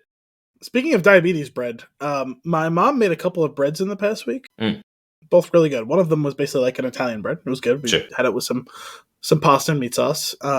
And the other bread was like a breakfast treat, and it was like cinnamon raisin bread. It was kind of like a cinnamon roll, but a loaf of bread, and like more bread and less. This is clearly dessert. Okay. Gonna give me diabetes. Cool. So it was good. Did you make French toast out of it? You very well could have, but no, we took the fresh loaf, sliced it, toasted it, and buttered it, and it was delightful. Is it safe to say that there was bread in the oven? It was not served as or prepared as bread in the oven, though that bread did go into the oven, yes.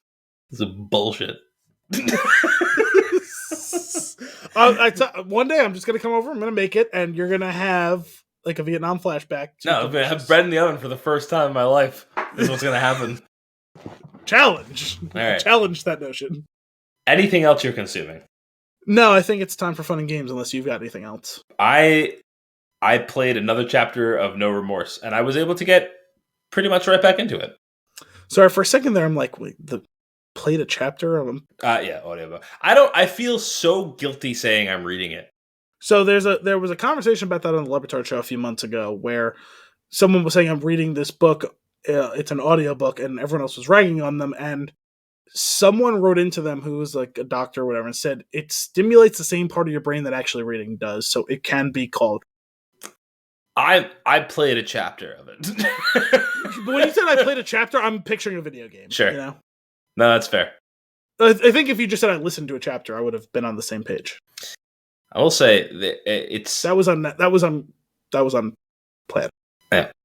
I said on the same page. It's good. It's real good. What's his face? The copper just made the connection that the guy their mystery man that's been killing the criminals. He's like, oh my god, it's that guy that was here, John Kelly. It's that John Kelly fella. It's that one guy. And the cop Emmett Ryan. And he's was it him though that made the connection? I just know he's like the sergeant or I was captain, whatever he is. I was getting confused. You know what really kills me with this book? Something that really bothers me. There's a handful of characters, specifically the Eddies and the so and so, whoever they are, that they call them by their first name and then their last name within the same chapter. Oh, they're like, John said this, and then like a sentence later said Smith said that. Yeah, it was John Smith who was one person saying it. And for the longest time, I was like, my goodness, it's really hard to keep track of these 20 characters on this boat. Also, how big is this boat? You're picturing an aircraft carrier, and it's like a patrol boat. Well, that's the thing. They pretty much described it as like a small fishing boat. How many people are on this goddamn boat? This is the 400th name. There's only 4 people on the boat. They killed the one guy, and then it's like, and then, 2 paragraphs later, they're dropping somebody else into the ocean. I was like, wait, they killed 2 guys? Quite the body count they're racking up here. Just don't do that. I don't recall that phenomenon. It's been probably 15 years since I've read the book, but that's funny. Maybe you can clarify something for me. Okay. The mission that he's on, that John Kelly is on to extract the POWs, Boxwood Green? Foxwood Green? Something Green? I don't recall that. The guy says it so many times, but it's so jumbled when he says it that I can't look at the page. I could have Googled it. I didn't Google it. I'm going to guess it's Boxwood Green because I typed Foxwood Green into the search bar and everything underneath that says Boxwood Green, et cetera, so many other things. So okay. I don't remember what the context was. Was it just the name of the mission? Yeah, it's the name of the mission. And they make a point of it's like they choose arbitrary names for the mission. Yeah, okay. I mean, that makes sense. So a Boxwood Green is a full-bodied boxwood. It is Boxwood Green. Well-suited for dense, low hedges. So this is be the type of thing that would not be allowed in a grove. Right. Or sorry, would be allowed. Brush. Yes, because it's underbrush, exactly. Sure. Underbrush. Anyway, I'm listening to that again. Good. I'm glad you're continuing your journey. That was my... I haven't really talked to Brian much in the last few months, and I have to ask him, did he finish the series yet? Because he was really gung-ho for it after reading. Oh, yeah. I don't know. He's probably listened to like 400 books since then. That's what I'm saying. Like, he's probably finished the entire series. Yeah. He's probably read some of the books even I haven't gotten to, like, that were written after Tom Clancy died. Al, I'm going to leave it up to you. Mm-hmm. We're at an hour and 51 minutes. Do you want to do fun and games, or do you want to go directly into the flick? I'm fine either way. I feel like the flick's not necessarily going to be a super long one. I don't know. Okay. It may be. You know what? Let's have some fun and games. Let's have some fun and games. It's time. Let the questioning begin. I was channeling my inner Damon Hatfield. He does that for the Game Scoop 20 questions. And I'm also realizing that there was something from our game last week. There was a question you asked. I don't remember if it was a unique question that you asked or if it triggered in my mind. I was like, ooh, this would be a good question to start adding into my rotation. And now I don't remember what that question was because I didn't listen to last week's episode. That being said, did this movie come out in the year 2000 or later? Hold on, IMDb's being a dick. Sorry, what was your question? Did the movie come out in the year 2000 or later? Yes. Okay. Did it come out in the aughts? No. I hate IMDb right now. I'm done. I'm done with the app. I'm going to uninstall it. Oh, okay. I tend to... Well, when we're doing these, I tend to use the browser version of it, which seems to be pretty solid. So I also realized as I'm asking these questions, like, oh, fuck, we've gotten to the point now where, like, we have to consider that there's 3 years of a new decade's worth of movies. Yeah. It's going to get harder and harder to do that. That's true. That's just kind of... in 10 years, is this a pre-pandemic or post-pandemic movie? Yeah. Did this movie come out in or after the year 2000? Yes. Was it pre or post-pandemic? Is this movie based on established IP? Yes. Okay. As they often are in both pre and post-pandemic, post-2000s. Is that IP comic book related? Yes. Okay. Is it Marvel? Let me ask a better question. Is it in the MCU? No. Okay. Because that's... I don't know if I guess the proper MCU. That's what I'm saying. Like, no. Is this movie part of what we would consider the established MCU canon? Well, that's the thing. Is everything now? But no. At its time of release. No. Yeah. Okay. So it's not part of it. It's... Sorry, so you said it was an aughts movie, right? No. Oh, sorry. That's right. Post-aughts. Sorry. That's an important detail. Post-aughts, Marvel, but not MCU movie. I'm going to... Give me another question, because that was cheating. I took 2 questions for the choice of one, right? Because you basically told me it was a Marvel movie, but I asked you, was it MCU specifically, right? So... Sure. Yeah. Unintentionally. Oh, yeah, you did follow it up with... Yes. Yeah, okay. Unintentionally, I stole a question. So just... you sneaky bastard. Well, no, I mean, I cop to it. I'm being honest there. Okay, so a Marvel non-MCU movie from 2010 or later. Interesting. Was this movie part of a series? Like, was there like sequels? You know what I mean? The movie's part of a series. Okay. Well, because like to go back to like pre-aughts, right? To give it like Daredevil wasn't part of a series, but like Sure. Blade was. Mm-hmm. Okay. So it was part of a series. Okay. So that narrows it down pretty good for me then, I guess. Because it's basically got to be either X-Men, Amazing Spider-Man, or Fantastic Four was standalone, right? So it's basically got to be one of those two things, I think. I'm sure I could possibly be missing something, but it's basically got to be part of those two things.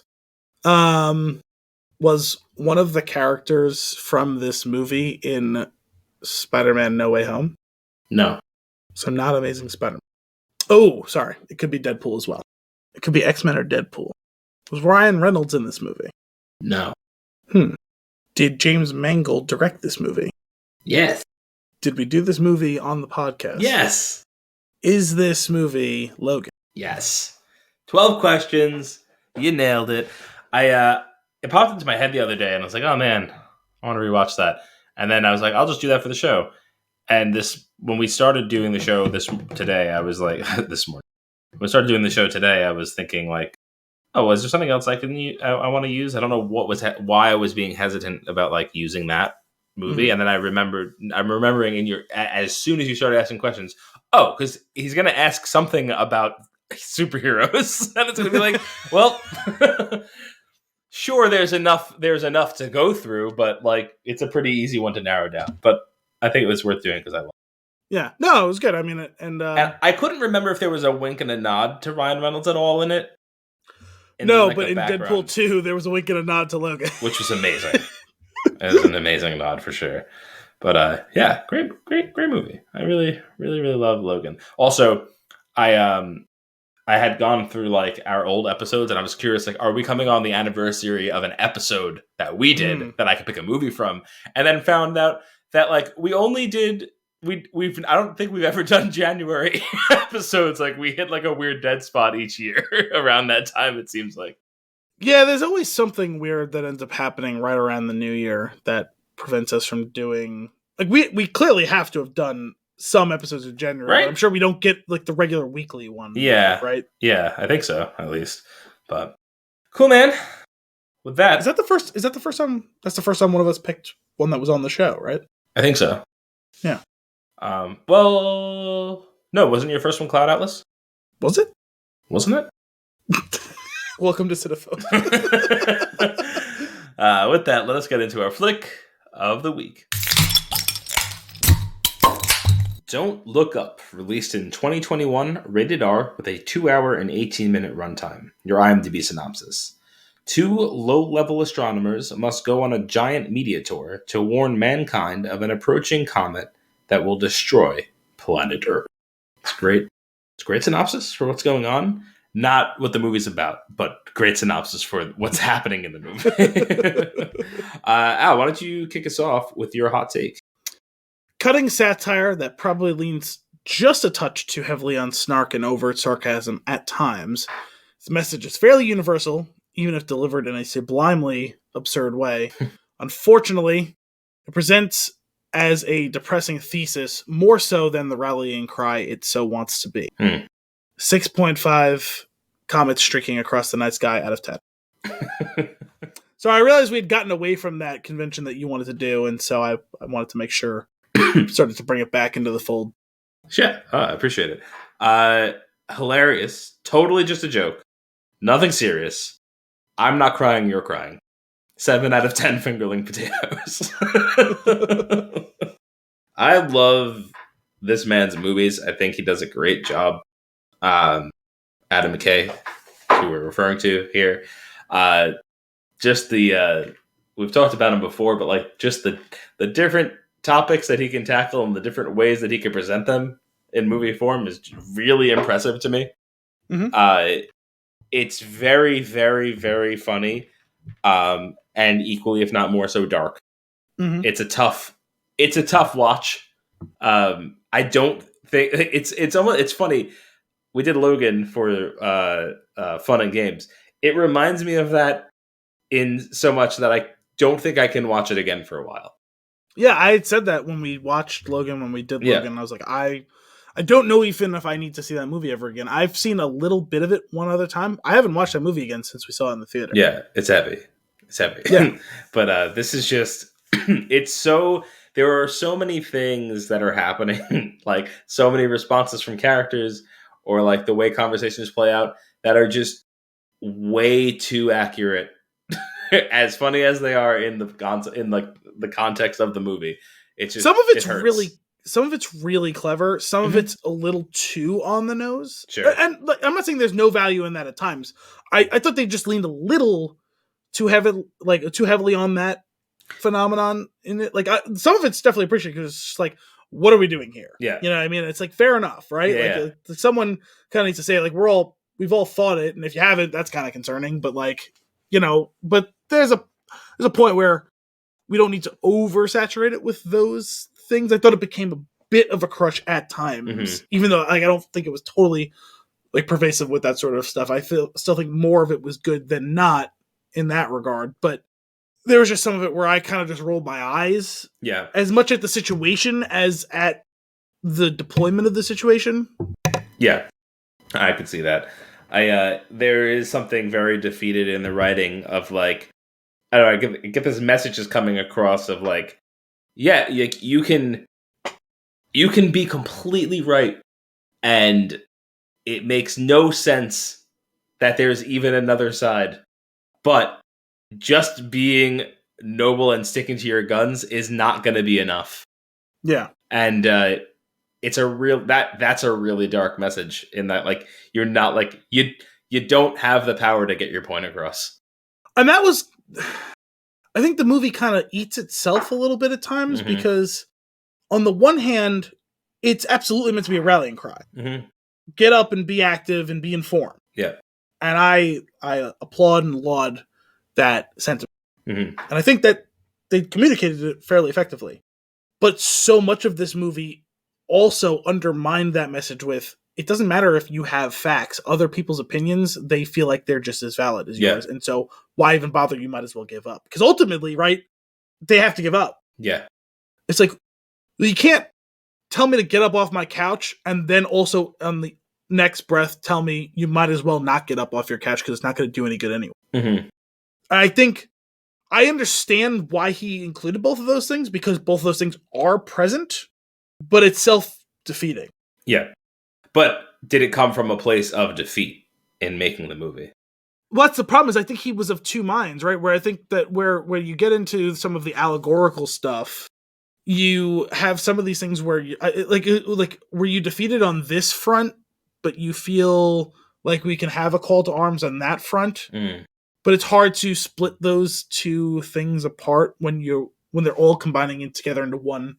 Like, so like is the argument we can defeat big tech, but we can't defeat global warming? Like, where are the lines drawn in that we can defeat this, we can't defeat that? Like, can we defeat, fake news, but can we not defeat voter rights issues? Like, where are the lines we're drawing? That you say that because I feel like what it comes down to is that what it's doing by spreading itself thin is showing that there are so many things that like need to be defeated or need to be worked on, that like it's exhausting and it's beating you down or beating like the person down. Like they can't get there. Like they just can't. And I think ultimately in my mind, I feel like the message of the movie like is this person of making the movie is defeated by like there's this thing and we can do something about it. Fuck. There's this thing. We can do something about it. No? Okay, there's this thing. Clearly, we could do something about this thing. Right? Well, this was definitely as Sisyphean as a movie could get, right? Where you keep pushing the boulder up and having it roll back down. But like the last I recalled of the Sisyphus myth, like every day he still gets up and pushes the rock up. I don't think the story ends with the rock crushing him on the way back down. But maybe that's like what he's taking away from it is like it seems that like you're told to keep going and keep going and keep going, but like there's a big part of the movie that I feel like it's very much like on the forefront with Leonardo DiCaprio's character of like anxiety and depression. Same with Jennifer Lawrence's character. They both have it in different aspects and different degrees of those things. And like, I don't know. I feel like that is part of it, right? It's like that anxiety is building and building and building. That depression is building and building and building because you keep trying to hold on to your beliefs and your righteousness of like this. I have it right here. Like here is the math. It's been checked 700,000 times. Like it's happening, and then just being defeated by. Like it doesn't matter. It doesn't it's such a dark message, but like that type of thing I feel like has brought like such a rise in anxiety and depression, especially over the last few years. Mm-hmm. That like I feel like that is a big part of the message as well. Is no, here comes the boulder shit. Well, there's definitely, and this, to be fair, this is I think a distinctly apolitical and very human nature stance, right? Where this is, I don't think this thing I'm bringing up is actually like something that comes across party lines. I think everyone is really susceptible to this. Mm-hmm. There's the whole, it's like the bird in the hand being worth two in the bush, but like on steroids, where sure. Like, okay, there's 100% chance this is going to happen. 100% really? Okay, no, 99.7% chance or whatever.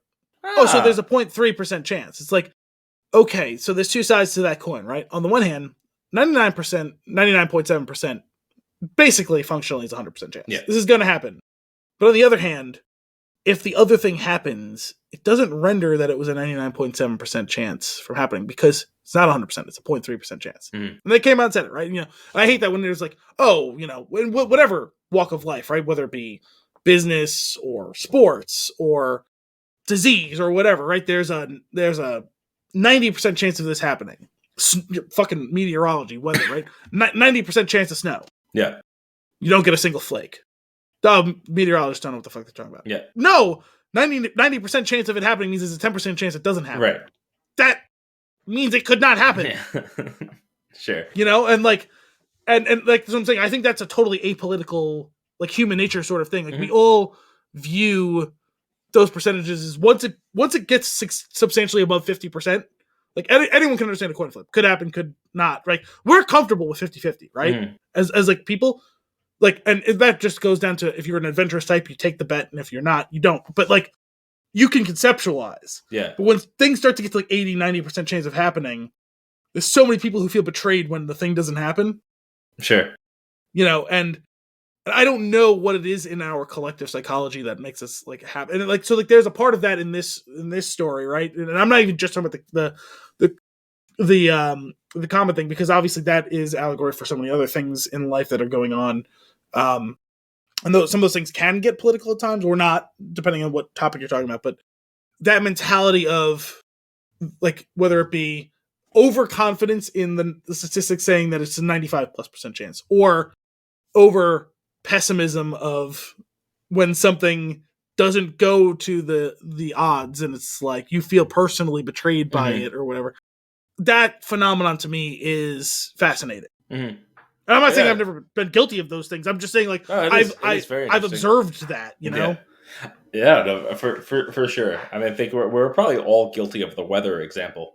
Yeah. Well, that like to me, like that was like the most pressing, considering we had like a week ago, it looked like we were going to get crushed with snow here. I know you're a little bit further south than me, so I don't know what your forecast was like. But up here, as of Thursday, it was like, there's a pretty good chance we're getting a foot plus of snow on Monday. And then Friday, it's like, still a pretty good chance we're getting a foot to 18 inches of snow. And then like by late Friday, it's like, it might be a couple of inches of rain and ice. And it's like, huh. But like for us, like my job, we had to account for that. Yeah. So I had off Monday because of the snow, and then we got like 4 inches of snow. That's the difference, right? It's like a 50-50 is a coin flip, but like when you're getting into the 60-40, when you're raising above that, you plan as if it's going to happen. Maybe not to like the ultimate degree if it's 60-40. Maybe you plan a little. You account for what's going to happen a little bit more at 70. It's really just the amount of risk you're willing to associate, right? Yeah. But it's really funny. This is completely ridiculous. I have this app that tells me like it's going to rain in 3 hours, right? And like we had a barbecue, I don't know, 3 years ago when barbecues were a thing. And it was like, it's going to rain in 3 hours. And it's like, oh, that sucks. And, we started moving the stuff back inside. And it's like, it's going to rain in 7 hours. It's like, huh. Could move the stuff back outside, I guess. We'll just sit here. And then it's like, hang out inside. Next alert. It's going to rain in 3 days. I was like, weird. Next alert. It's raining. What? and sure enough, that was the only one that could actually be accurate. Like, it should just be binary. It is either raining or not raining where I'm standing right now. Schrodinger's rain. It's both raining and not raining, and you'll only be able to tell if you're standing outside your door. I just remember being so thrown by, I was like, why do I even have this widget? What is its purpose? I mean, ultimately, it's just like, should I bring the umbrella? Is really what I'm getting at. And now I was like, you know what? I'm going to nip this one on the butt. There's an umbrella in the car. It's just always there. But no, that's. The risk thing is interesting. That conversation really did infuriate me, though, right? The 100%, 97 or 99.7. They're like, wait, there's no way it's 100%. Okay, it's fine. It's 99.7. Oh, thank God. I'm like, what? But but on top of that, there's like some really silly moments too. That like I liked that there was within this movie that had so many dark things to joke about. There were also like one-off, just really funny nonsense things, like for no reason at all. I fucking love fingerling potatoes. That was great. And I was hysterical for like maybe 3 minutes because of it. And I keep thinking about it, and I'm racking my brain over and over and over again. Why did he charge us for those snacks? That was a great bit. Like that was, and that is some true McKay shit there, right? Because like it felt like it's the water in the other guys, or the kid back on the escalator in Mallrats. It's but not a McKay thing, but yes, similar vein of thing. But like I'm just picking like other guys. He definitely used that like device a few times, right? It's the water. It's the thing about every time Mark Wahlberg, it's Colombian drug lords. Where are you getting that from, right? But that realization when she goes to the snack room to grab some snacks, like how much is this? It's the White House. They're free. What? The worst part about it too, right, was because what's his name, Teddy? Mm-hmm. Teddy's like, I only got a 20. Do you have change? He goes, no. Yeah. He just gives him the 20. What? I'm like, I could sympathize with so many of Kate's issues with what's going on around her in this movie, mm-hmm. But honestly, the thing I probably sympathized with her the most on was when she comes back to it like the third time. He's a 4-star general. I just don't understand why he would do that. Yeah. It's like it's so he doesn't need the money. That was my favorite bit in the whole. Yeah. It was just really cracked. That and fingerling potatoes. But I don't know. It's just I did love that. The news segment, the whole going on to this ridiculous news show. Well, we like to stay positive. Like that whole thing, like we're just kind of everyone is going to die.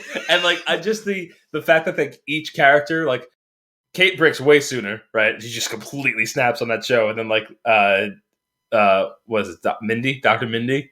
Yeah. He goes on numerous times until eventually he snaps too. And like that was really funny to me. Like eventually, just also pointing out that everybody has their breaking point. Yeah. And like, it might be for the same exact reason, but some can hold on a little bit longer than others, or like. Well, there was layers to that too, because there's the whole thing, right, where they go to the meeting in the White House and he takes the Xanax, but he's like, oh, I only take a half. And then she grabs, and he's like, "Oh, you should be careful of this and that." And then they go to the first time they're on the Daily Rip, and she goes to take it again. And he goes, "No, you shouldn't do that." And then she snaps, and he goes, "Maybe I should have given her that Xanax." He's still on live television. Yeah.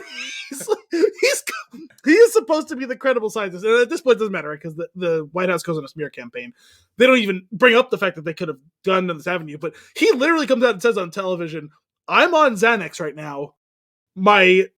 To you, the viewing audience, who you think my assistant is psychotic, is not on Xanax and is self-medicating by stealing my Xanax. There's a whole path they could have gone down in this movie. Like, they would have been totally justified and justifiable, considering like how we try. Like, whenever someone in the news comes out and says, something we don't like to hear, which is like that's so much with this movie, right? Yes. If you present me facts that I don't like, I'm gonna find ways to discredit you.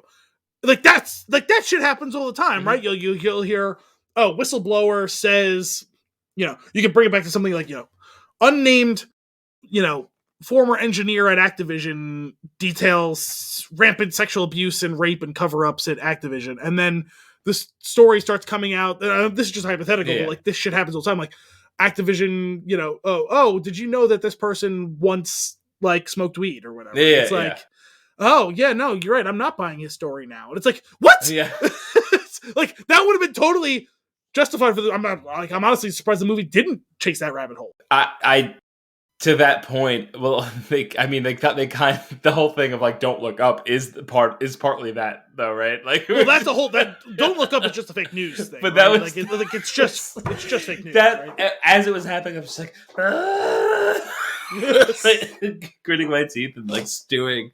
But it was just, and then the doctor is stopping in the middle of the road, just like staring at the sky, going, look.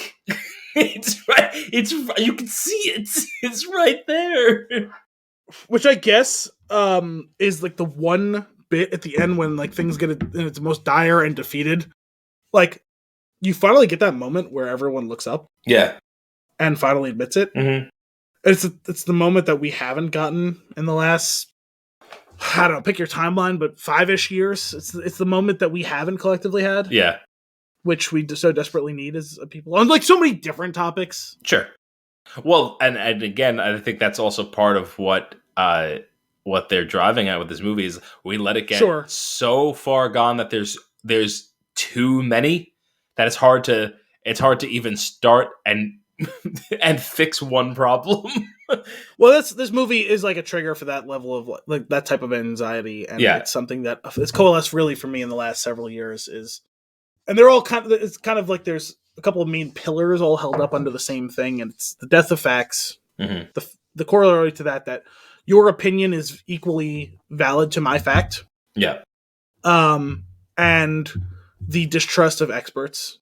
Like, I'm not saying like an expert should never be questioned. I'm not saying that none of them could ever have an agenda or a bias that needs to be interrogated. That's not what I'm saying. I'm not saying blind trust, but that there is no trust for expertise, actual proven expertise, not self-ascribed expertise, right? Because we that's another issue they tackle in this, which we see especially in the tech world. And it's a good thing they chose that sort of character who's supposed to be Bezos, Musk, Gates type, right? like all of them like lumped together, you know, and many more. I'm sure those three are just the most prominent names I can think of off the top of my head. Branson too, obviously, is another one, but like,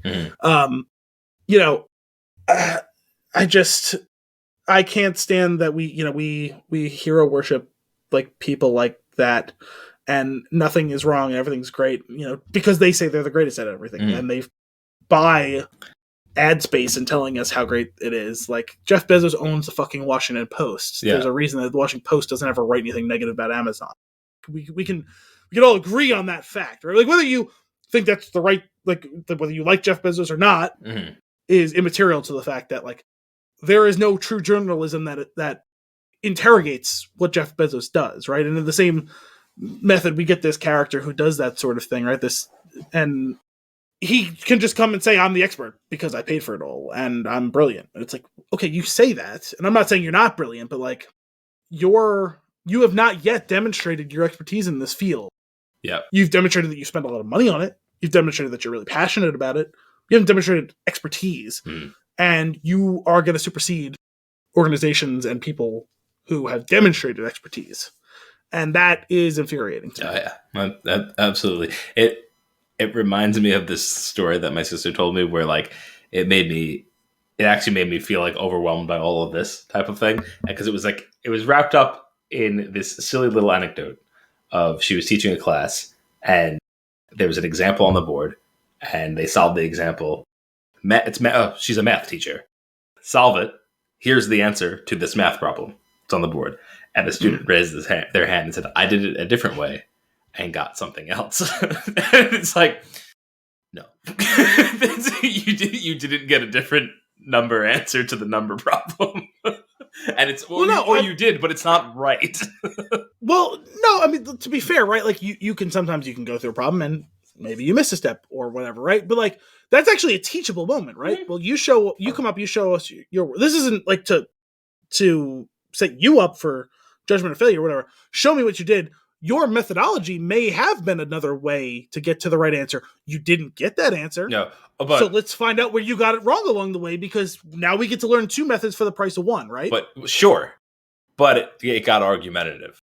Sure. And that's the problem. It depends how the teacher approaches, right? Where if they're just like, no, you're wrong. It's like, okay, that's where everyone digs in the trenches. And like, no, like let's like, that's the time to have the conversation, right? Like we talk about that with so many other things. Like, can we have the conversation on whatever it is, right? Let's establish the facts and then let's winnow out the opinions, because like the opinions matter, right? And someone is more likely to be right than the other. Possibly. We may be able to get to that point on some topics. I don't know. But the point is, if you can't establish what the baseline of the facts are, nothing productive can come after that. Yeah. No matter what you're talking about. It's so funny how man, I really didn't sleep well after watching the movie because I was so anxious. I don't know. Thankfully, that didn't happen to me. But I also split it up over 2 viewings, and like both viewings. One of them, I was sitting in a car dealership for 2.5 hours for a job that should have taken half an hour. And I watched about the first half of the movie. I was doing other stuff too. It was. I mean, I was listening in I had Bluetooth headphones in, so like I was watching them in like 10 to 15 minute bursts, and then I would get involved in a text conversation or let me read something here or whatever, just to break it up. So I watched like the first half of it that way. I watched the next half and like another day. Like I got home early. Oh no, sorry, I was off work on Monday, so I was watching it on Monday, like 4:00 in the afternoon. So I didn't have to worry about that sort of thing, even if it did have that issue, like triggering for me right before going to bed type of thing. Sure. Jonah Hill is so good at playing that character. Oh my god! As soon as they like really got into it, I was like, man, he really does nail this, because it's like it's an even more souped up version of his character from like This Is the End. Yeah, absolutely. He's just a total dick. Yes, and he was great on that scene. The addendum to that scene where Kate is like, I've been going through it over and over in my head. They're locked in that room. When he comes in and he like throws Cheetos on the floor and then like flips a couple of waters into the room and like says, the doctor's got to come with us. It should only be a few more hours. Like, you'll be fine. And on his way out, he was like, oh, do you want to come? And she's like, yes. And he just closes the door. Well, I was to say, no, those are 2 separate scenes, but that was the one that really got me. Is I think like the peak moment for him is when he calls Dr. Mindy to come with him, and he goes, oh, did you want to come too? She goes, yeah, actually. And he just turns and slams the door. So good. There's so many of those little things, like where like they cut to like a face that he makes after one of them says something, or when the White House finally agrees to go with their plan, and they come back to the 2 of them, and they're like, oh, thank you. I'm like, I didn't love how we got here, but I'm so glad that you're embracing. And like, there's like the first time that we really feel like there could be a coalition here, that we kind of put some of the stuff aside and get something done. And to be fair, she doesn't have to say it. No, like she doesn't have to say anything. And she's like, I just have to get something off my chest. And like, oh, I really want to hear what you have to say. The face he's making while he says it, and I'm like, oh god. Yeah. And I think that was another thing, right? Because there's like almost like that was a commentary on like a strong personality from a different side of view, where it's like, I have to say something, and it's like, do you? Like, I may agree with you, but it's not going to do anything positive. Not productive at all. So like, what you have to do is find another way, because what you're about to do is just going to cause more problems. Also, is a great juxtaposition of overly aggressive with passive aggressive. Yeah. Like, but butting heads there. And like some of her antics were ridiculous. I love each time they cut to a new photograph of like her with like Steven Seagal and like her with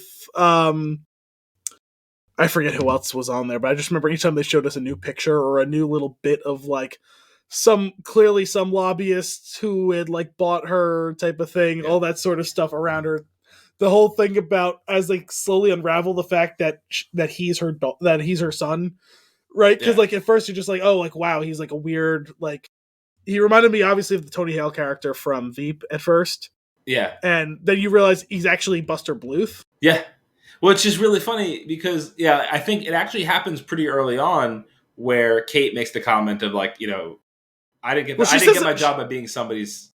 Well, she says it offhand and sarcastically, and it's it makes it seem like it's a joke that he's just not qualified. She's like, oh, what are you again? Her son? Yeah. And it's like, oh, okay, that's funny, like because he's up her ass or whatever. And it's like, and then you find out like, no, he is actually literally. That was great. That was a great setup and reveal, like because they do it early, but then reveal it later, and it's like you haven't come back to it because you just assume that was actually negating him being her son, like it was just a jab.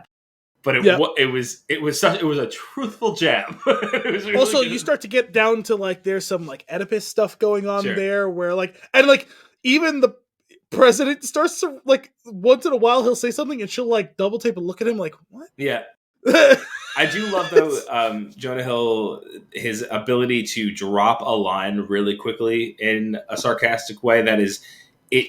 You pick up on it like 10 seconds later, like I don't know, they like walked into the room and he was just like, thanks for dressing up, and like it didn't register for me at first, and I was like, oh wow, what a dick. Well, but what's so great about it was it shows you just how much of a douche the character is, because they had already spoken to him and like said, we were dragged out of our homes, put on this flight, jerked around, put up at a hotel, we didn't pack for an overnight trip or a meeting with the president. You just told us go to this tarmac and jump on this military plane. Oh my God. And then you're going to get them with the jab of, oh, thanks for dressing up, by the way. Where the fuck were they supposed to get the clothes from? I love because it felt so real when they're sitting there the entire day and he just pokes his head out, like doesn't even step out of the room, like pokes his head out. It's like, it's looking like it's not going to happen today. And it's so great. Like, he does know why we're here, right? Like, they do know why we're here. Like, we're not just here for, like... So, and, like, when they come in, what's the angle or whatever? Like, thinking they're, like, looking for money. They're like, no, could we just please not have the world end? Yeah. like the literal world ending. And also, like, I just love the way that whole thing plays out of, like, we can fix this. Like, there's a way to do it. We need a hero. It's like, nope. No. It doesn't have to be a publicity thing. Like we can, and then of course the whole thing of like, okay, we believe you now, and it was specifically because information about her had been leaked. And it's like, I have to turn this around really quick, so I'm gonna just go with the fact, like go with this thing that the world and like and what's her name, and Kate calls it out too, and they're like, yeah, basically that's what's going on exactly. Yeah. Oh my God, and then. Could you imagine literally saving the entire world came down to poll numbers? Yeah, I can imagine. Yeah, I know. But so when they're in the Situation Room and the rockets are going off, when that guy comes, the billionaire, for a word, and like we had already heard there was already the comment about him being he's a platinum level donor to the campaign. That's first off, that hurt.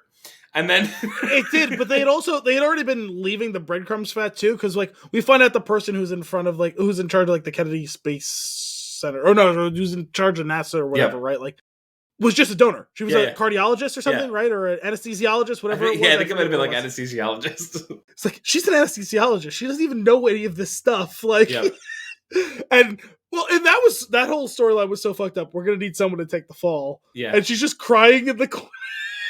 It's like, terrible. Oh my God, you literally told her to tell them to shut the fuck up because you didn't want to hear it. Yep.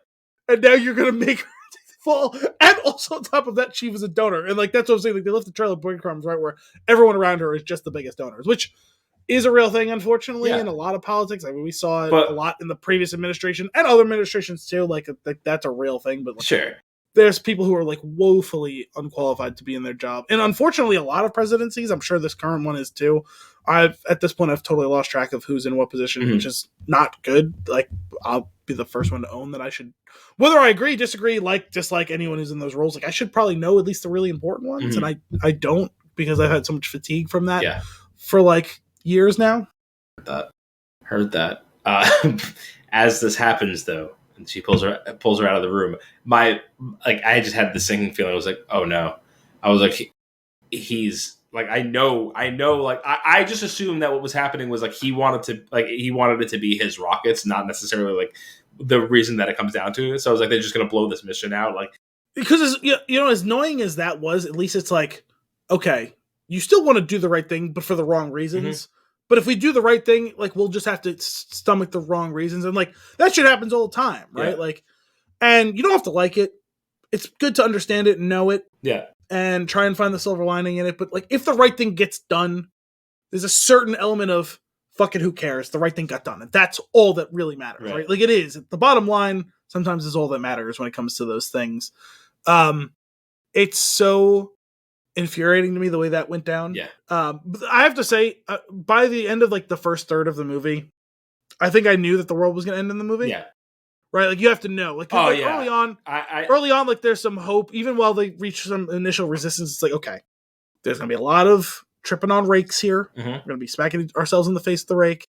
But it's going to end up being one of those things where, like, the mission's like 60% successful and like the world survives, but like all of Europe got destroyed or something, right? Like, you like figure like they're gonna have a limited success, and after like the first third or half of the movie, it's like, no, this is gonna end with everyone dying, isn't it? Like it really is. Yeah. And them having a good plan, executing the plan successfully, and canceling it because of special interests, like. And I understand, right? Like that's good allegory right there. It is. Like we've seen real, like, bill packages and laws and stuff that has just died on the House floor or whatever, or been so undermined and corrupted. And again, this is bipartisan. This has happened for years and years on both sides of the aisle type of thing. Unfortunately, like that's the thing, right? Big money runs politics no matter who's in charge, right? It's just whose money is it, right? Yeah. So that's one of the truly bipartisan things. We can all pat ourselves on the back for being equally corrupt no matter who's in charge. But just like, no, the thing has already been done. I can understand if you were trying to undermine the plan or you co-opted the plan. The plan was executed. Yeah. And then canceled. Not at the 11th hour. This was canceled at 12:01. Yeah. And so that you could just turn a quick buck. Like, you had all those little things. Those little drones couldn't have gone and picked the pieces of the broken comet and brought them back down. Sure, you wouldn't have made like 5 billion% profit. You would have made like 1 billion% profit. I'm sorry. You know? It's like, that's so. And then, of course, there's like the underlying factor of, well, if this doesn't work, like, I'll still be fine. Yeah.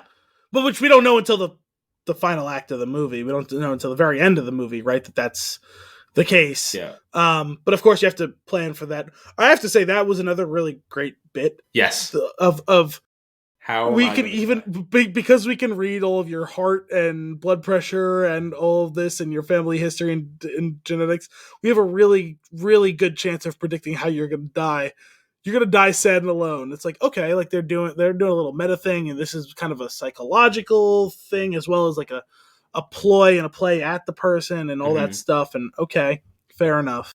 And then he gets really specific, but also farcical when he's talking to the president. Yep. And to have that wrap up in the post credits was really incredible. That was a pro move. Yes. That was a pro story writing move. When the thing attacks her and like, oh my God, what is that? And he just drops the line. I believe that's called. That was really incredible to me. I also love that the president forgets about her son, and Jonah Hill's sitting in there while it's all calming down. He's like, "She'll be back."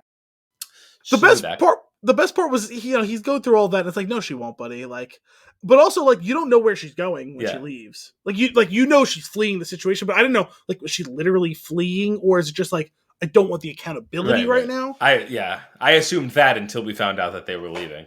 And then she calls, what's his name? And like, they show her on the plane. I was like, she forgot her son. And then he says it like, 2 minutes later, and she's like, crap. And I'm like, oh my God.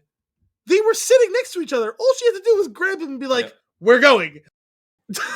I also thought that was the interesting, like, defeatist, but also like okay with the decision moment when he was like, there's space for you and your family. And he's like, we're good. I would rather die than continue on this way. Also, it turns out it would have been damned if you do, damned if you don't, because I don't imagine many of those. Also, I like that they went for the joke of those creatures attacking and killing them. All of them, probably. Yeah, I would assume so. That being said, I think there was a moment for a pretty important, like, you guys schemed and planned for so much and didn't really plan for real. Because I don't think anyone who stepped off of that spaceship was under the age of 55. Right.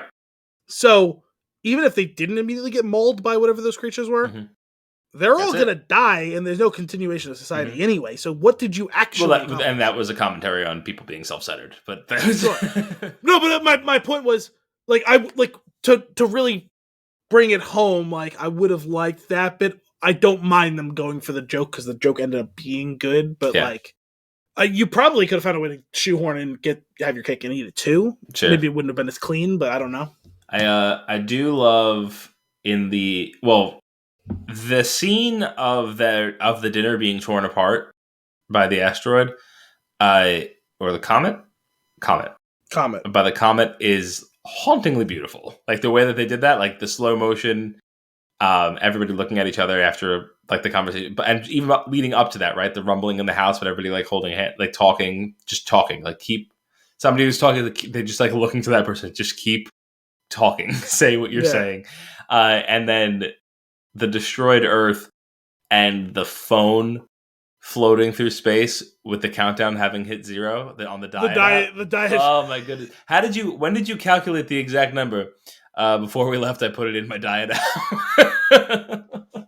That was clever. That was really good. It's very silly. We introduced the character Yule far too late in the movie because he like steals the show, as we mentioned. Yeah, it's almost kind of weird how like late and little like screen time he had to become so central like by the end. Yeah. Even though he doesn't have a ton of lines, like he becomes a really important character to the ensemble. Yeah. Absolutely. What is it? Yule's got some church game? Is that when he was saying the prayer at the dinner table? Yeah. That was a great line. Surprise of all surprises that he does like a really nice. I was raised evangelist. Is that what he says when he meets? Yeah, something like that. Kate, yeah. Can I touch your hair in a totally non-sexual way? It was such a great creepy line. When she lets them steal the liquor, and they're just all like, "What? This is so great!" Oh man, yeah, he's really fun. The boy does a great job in everything he's in, as far as I'm concerned. Yeah, he's a talented actor. I'm a little concerned he's probably super weird, like or like will go on to be super weird. Sure. Like he's gonna be Daniel Day-Lewis, who like that's clearly who they were making fun of with the Tropic Thunder character of Robert Downey Jr., where it's like he doesn't know how to be a person anymore because he just lives characters. Dude played another dude. They found me in an alleyway inside of a refrigerator. I was trying to re-enter the atmosphere. Oh man, what ridiculous roster though of talent in this movie for a bunch of jokes. I'll say another low-key one that we like didn't really address yet was Ron Perlman. Oh my god, just absurd whatever crusty grizzled veteran that he was, and him shooting at the comet at the end, just holding a machine gun and firing up into the outer space to shoot the comet was I guffawed in the middle of like a really dire montage at the end of the movie. And also the constant he's from a different time thing was really just every time they said it just cut, like they just kept twisting that knife. It's just like, god damn it. Isn't that the guy? The best. There was another actually. It was like a really like kind of low key like good like call and response joke was. they said his name. And I don't remember the name of the character, right? And Dr. Mindy says something. Oh, I know who that is. Isn't that the guy, the crazy guy yelling that stuff on the White House lawn? And you're picturing some sort of protester or a guy who jumps over you see that every once in a while, someone jumps over the fences onto the White House lawn and he's screaming stuff, or in the White House, the Secret Security, Secret Secret Service, I like that. Secret Service tackles them and all that stuff. And no, he's a drill sergeant who's running children through like boot camp. Yep. That's a great joke. That was. Oh man. I don't think I have much more on this. Let me see. I'm just gonna pull up my notes real quick. Kind of just going off the cuff here. God, I hate the billionaire so much. I hate him. Well, we didn't talk. The only like aspect of the movie we didn't really talk too much about was the whole Daily Rip thing with Tyler Perry and Cate Blanchett, and I didn't even recognize her at first. Oh yeah, she played so against type, and she did such a great job. I mean, she's a great actress, but I feel like you always see her play some version of like the stern, imperious woman. Yep. And to see her totally cut loose and play, she was basically what's her name from Parks and Rec. I forget the name of the character, but the news anchor of like the local daily show. God. She was basically that character, but like, well, hang on, what's her name? Joan Calamezzo. Joan Calamezzo. She was basically Joan, but only slightly less alcoholic. Yeah, like I feel like she was a mixture of that and like Elizabeth Banks from the Pitch Perfect movies. Well, I think basically she's supposed to be doing a version of like Kathy Lee Gifford. Because there was that whole thing for years and years about like Kathy Lee like having way too much of an obsession with wine. Yeah, where, like they would do the SNL joke, and she's like, they did the one where like I forget, was it Kristen Wiig who played her on Celebrity Jeopardy on SNL, and she comes to it and she brings a Ziploc bag full of wine. Oh my god, I vaguely remember this. Snips open the bottom so she can drink the wine on the Jeopardy set, and Farrell's like, you can't have alcohol on the set. She goes, it's fine, I brought my own. She's trying to drink the wine. And like that's basically what this character is, right? Yep. It's a version of like the generic Fox News like anchor clones and Kathy Lee Gifford and like a touch of Joan Calamezzo. Yep. In that, plus Tyler Perry doing, I mean, I guess he's supposed to be Michael Strahan, right? Like, but even more fake than him in like that whole situation. And the two of them were hilarious together. But I guess the one thing that surprised me was that they don't seem to hate each other. No. You always That's feel always like the case, right? That cliche is always like the two of them are like, they look like they're the best of friends. And they're actually, they are drinking until the end of time. Yeah, at the end, it's literally just let's get together, drink, and gossip. Yeah. Right? That's how they decided to spend their final moments, to them gossiping. Because should we, like, have sex or whatever? Yeah. No, let's just drink and gossip. And, like, they just do it. Like, that, which I kind of was weirdly wholesome to me, that, like, the two of them actually liked each other.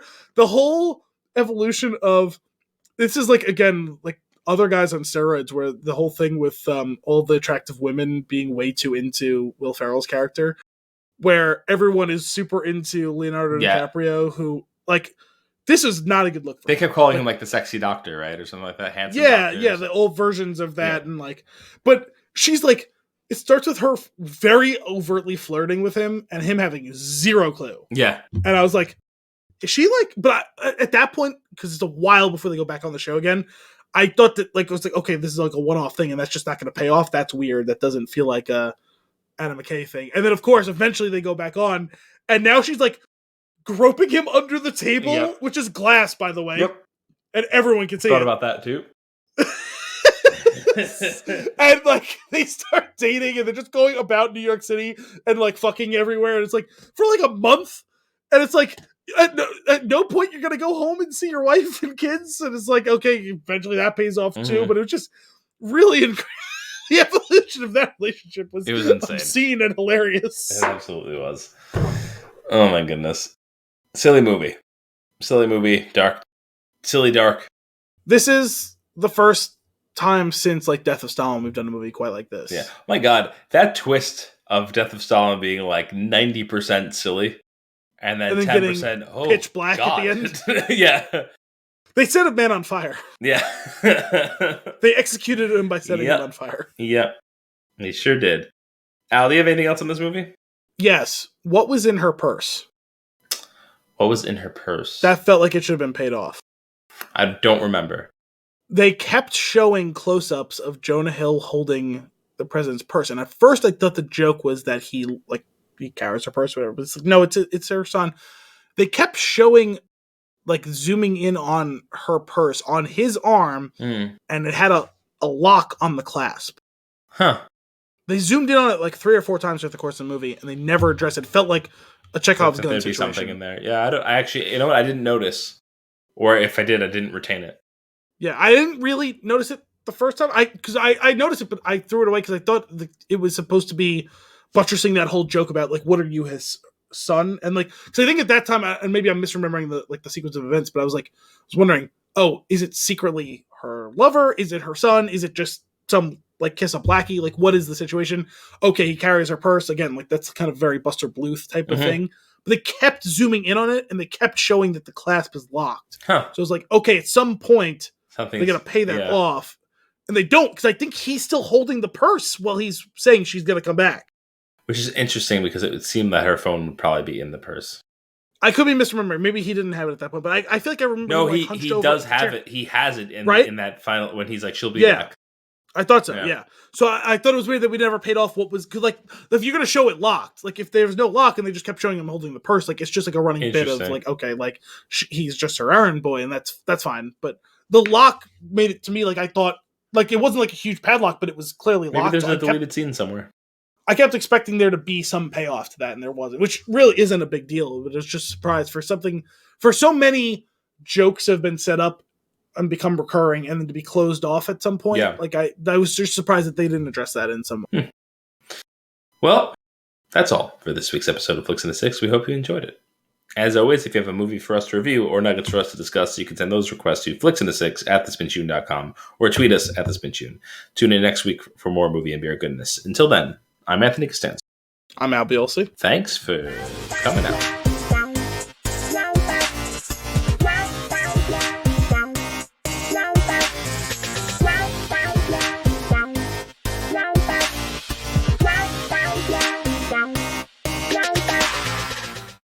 Ha!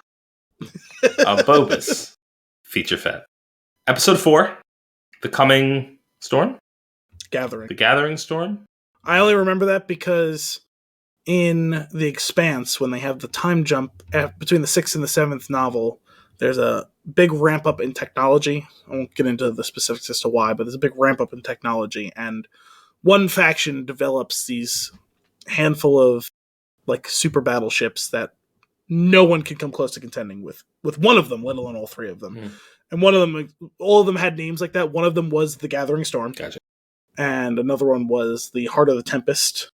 And there was another one that was like something along the lines of Whirlwind was a part of it. They don't talk about that one as much. I don't remember what the whole detail was, but like each one of them was like named like a phrase like that involving like the Gathering Storm, the Heart of the Tempest, and there was another one. So I it sticks in my mind because Gathering Storm is one of the ones I talk about a lot. So nice. This was a good one. Interesting to dive right in to the old. And again, I don't even know where the split was on this one. It might have been like a 70-30 old new or maybe even 80-20. It's no, it was pretty close actually. It was probably 55-45 old. Was new. it? I think so. I can't remember. I don't think so. It's mostly old. There's a lot that happens in that old part. There's a lot that happens in the new part. But the old part ramps up very closely to new. That's I think why it may feel that way. Well, I think there's a couple of periods of slow with big stuff like kind of bookending it, maybe. Well, the only thing that happened in the current timeline were the meeting of the families and the meeting of the 4 families, and going to the going back to the casino and finally seeing a Wookiee rip somebody's arm. Which is great payoff. I appreciate after last week's episode that the Wookiee ripped somebody's arms off. Well, yeah, and also I had said it was pretty disappointing, that whole thing, and I was kind of worried. I was like, they can't really write him off the show after that. Yeah, pittance of and now he's a part of the crew, and that's cool. Yeah, and we'll see more of him, I'm sure. But I don't know. I thought there was more. I don't know. Maybe it was 60-40 or something. It didn't feel like it was 80-20, but so I feel like this was a lot of like, but what if they just do X? Like if you think about like if you're watching a movie and you're like, why don't they just do that? Right? And then when they drop that seismic charge in the Sarlacc pit, I was like, this is everything I need this show to be. Also, we got to relive that fantastic sound from I love it. Attack of the Clones. That it's such an iconic sound. Yeah, it's so good. The effect of the rippling throughout the sand underneath, that was so awesome. Also, when the ship is face down, like going into it, I'm like, why are we doing this? I was like, I know that regardless of how prepared I am, this is a jump scare. Like I can't, yes. and I am at the will of the director because there's nothing I can do about it. And sure enough, because the worst part is like it's gonna happen when. No, okay, it wasn't then. It's still gonna happen though. Well, it wasn't then. It's still gonna happen though. It wasn't. Oh god, there it is. Right. And the way they got away with it was they're like, oh, they're gonna slowly show the mouth. I was like, oh, that's weird. I wasn't expecting it to be, and then they do it. Yeah. But it was really cool to see him get his ship back. I am curious. Is he going to lose the ship at some point between, or like... No, didn't he? Does he still have it? No, he had it, right? Because when he shows up on The Mandalorian, like, that's how you knew he was there, right? Because didn't you see Slave One buzz by? I don't remember that. I thought it did. Interesting. Yeah, it must have, because when they capture Grogu, the Death Troopers, or whatever, the Mega Troopers, I forget what they're called, they blow up the Razor Crest, and they leave on Slave One, don't they? Oh, you may be right. It's Slave 2, though, I think, Boba's ship. Oh, Slave 2, yeah, sorry. But Jango's ship was Slave 1. I think you might be right. That actually sounds familiar. I thought it was really cool to finally, like, link back to the episode where we saw the feet and Fennec. Yeah. And, like, just build on that story and, like, the whole, like, I don't know, bring her into the Cyberpunk video game to get her fixed up was pretty cool. And then, like, the idea of, like, that whole middle, like, I was like, I feel like I would have noticed this at some point before, but, like, obviously, like, she probably, like, has it covered up. Yeah. Now, that was awesome. And, like, there was also super random cameo that I had to look up because, like, it was great because I was like, I don't know who this person is, but this is obviously a cameo, so when the episode's over, I'm going to have to look it up. And it's Thundercat, I think is his name. He's a bassist. Oh, cool. Yeah, it was... Fuck, I forget the name of the band already because it wasn't a band that I knew. He's from, like, some, like, thrash metal band or something like that, which was surprising to me, but he had a whole vibe going on. I was curious. Thundercat from Suicidal Tendencies. Okay, I was kind of curious, like all the members of the different houses that were sitting at his table, like who were they? Like I feel like they were people, like they were like actors, like that we probably know. It's possible. The only problem is, like, I don't think IMDb yet has, like, the updated, like, all of the characters in that episode. I know when I checked a few hours ago they didn't yet, but... So there's a couple things. We got to talk about that pet life. So first off, the Rancor showing his hand was pretty great. And then... And also, like, great how... Like, because I didn't recognize at first that's where they had the tail set. Yeah. It's right over the cage. So that was a cool way to do that. I agree. That was awesome. And like, and you know, showing how trained the Rancor is at this point, that like he only like made noise and did that when Boba won. It was pretty great. And then two, I like that they keep showing this connection between him and animals, and he white fanged a bantha like that. How do you know that phrase? It was awesome. And the other thing that I have to point out with the bantha was, you know, that like decorative Chinese dragon that like a bunch of people are in, like for like different celebrations. Yes. When he's riding the bantha in the beginning, it is like certainly that. I suppose that's a reasonable assumption. But that was pretty funny. He was like, it's like, go on, get. Oh man. Yeah, I'm looking through the cast list right now. So obviously Robert Rodriguez reprised his role as Doc Strassi, the Trandoshan. Barry Lowen was Garfalakwax. Was that the one that 88 was translating for? He was a stuntman in The Mandalorian. He's been a bunch of uncredited roles. He was some sort of stormtrooper on The Mandalorian. He's been in a bunch of things as like uncredited or like their shorts. But but it looks like mostly what he's done is stunt stuff for this. Actually, he doesn't really have much credited work even as the stunt guy. So yeah, I don't know. Who else do we have here? We have Frank Trigg and those are the Gamorrean guards. The Clatuinian boss was Phil Lamar. That was that the dog-looking people? Maybe. I think that's what it was, right? Phil Lamar is the one who does all the voice acting work, right? I'm not sure. He has done 500 acting credits as voice acting. Nice. Yeah. You would definitely recognize him. Oh my god, I looked up his name. Is he Ollie? Ollie. Family Guy. Oh, yes, actually. Amazing. That's cool.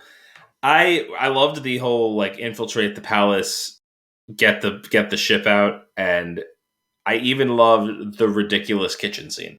Like ridiculous gosh, stupid droid running around kitchen scene. That one droid with all of the knives was terrifying. He was doing like General Grievous, but like lo-fi. Yeah, and it was pretty. And then she just cuts his little head off. Yeah, I actually felt a little bit bad for that poor guy. The little rat catcher robot though, that was pretty good. A nice call and response of like call the rat catcher. Yeah, and you don't know, and then this little like weird rabbit robot with a net comes in, and then when is faced with certain demolition, just turns himself off. You know what he reminded me of was, like March of the Wooden Soldiers. Yes, like the little pigs and/or the little Mickey Mouse ripoff character. Yeah, I could see that from my vague recollection of that movie. I usually watch, like my dad loves that movie, so like we always watch it like Thanksgiving, like early in the day. I expected a little bit more of the escape, like with the ship. I mean, like that final set piece was fun. That poor Gonk droid that got lit up by Fennec. Yeah, I did love. Who knew that shooting a droid would have that sort of explosion? Yeah, that was sad. I did love that, just the look in his eyes as he wipes out the speeder bike gang. Oh, yeah. That was like so badass. And then of course, like, like all of them. Why did he waste that? Yeah. I was like, well, all right, this is a little gratuitous. Like I get it, but it feels wasteful. Yeah. Oh man. And then he's like, my armor's in there. I'm like, no, it's not. This is a. Well, I was a little concerned. Like, I understand why he doesn't know where it ended up, but like. But he doesn't remember escaping. He doesn't remember that he had it on when he got out. Like, I understand if he didn't know who took it from him or how he lost it, but he didn't remember that he clearly used the armor to escape, and so he was wearing it when he got out. Yeah, that I thought was a little strange, but I could see how it was that he maybe doesn't remember anything from that. Sure, it was a traumatic experience, and he was probably dehydrated and starving and delirious and all that stuff, but like... So, at the end of the episode... there's the comment of like we can buy muscle, which I'm sure is going to be an interesting thing in the next one of like who they're going to go buy. But one thing I thought was interesting, they played the music from The Mandalorian before the credits rolled. Like in that scene, it's slow and low over their conversation, and it rises a little bit before it stops. Then the credits start to roll, and they play the Boba Fett.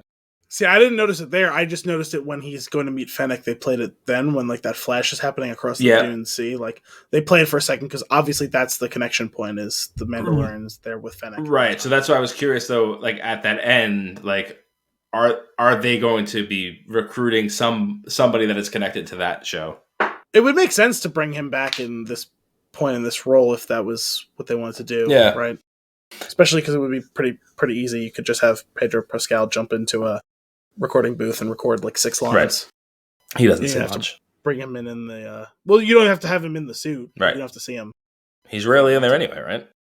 He was in it more in the second season, apparently. Oh. He was like hardly ever in it in the first season. Yeah. And then it sounded like he was in it a lot more in the second season. Yeah. Interesting. Yeah, I'm really enjoying it. It's not groundbreaking. It's not the best Star Wars thing, but it's entertaining enough. Yeah, I mean, I would argue it wasn't even good, really, for the most of the run so far. Like, I thought this episode was good, but the more I think about the show, like, they're really cheap on some stuff, and I don't know if that's pandemic related. I was curious about that myself. Like, it seems like there's an idea here that we can explore, and then we don't. We just kind of... like I said, like when they were escaping with the ship, I feel like that could have been like so much more dramatic and like explosive and like fun and heavy hitting, but it was really like it's kind of just stuck in here, and then it gets out. There's just like so many scenes where like the fight choreography is bad. Yeah, or like really slow. Bad and slow and like low tech, mm-hmm.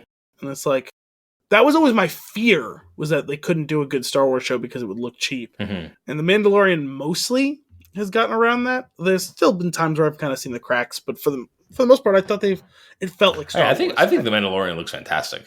At times, it's not all the time, but at times this feels cheap. Yeah, I get that.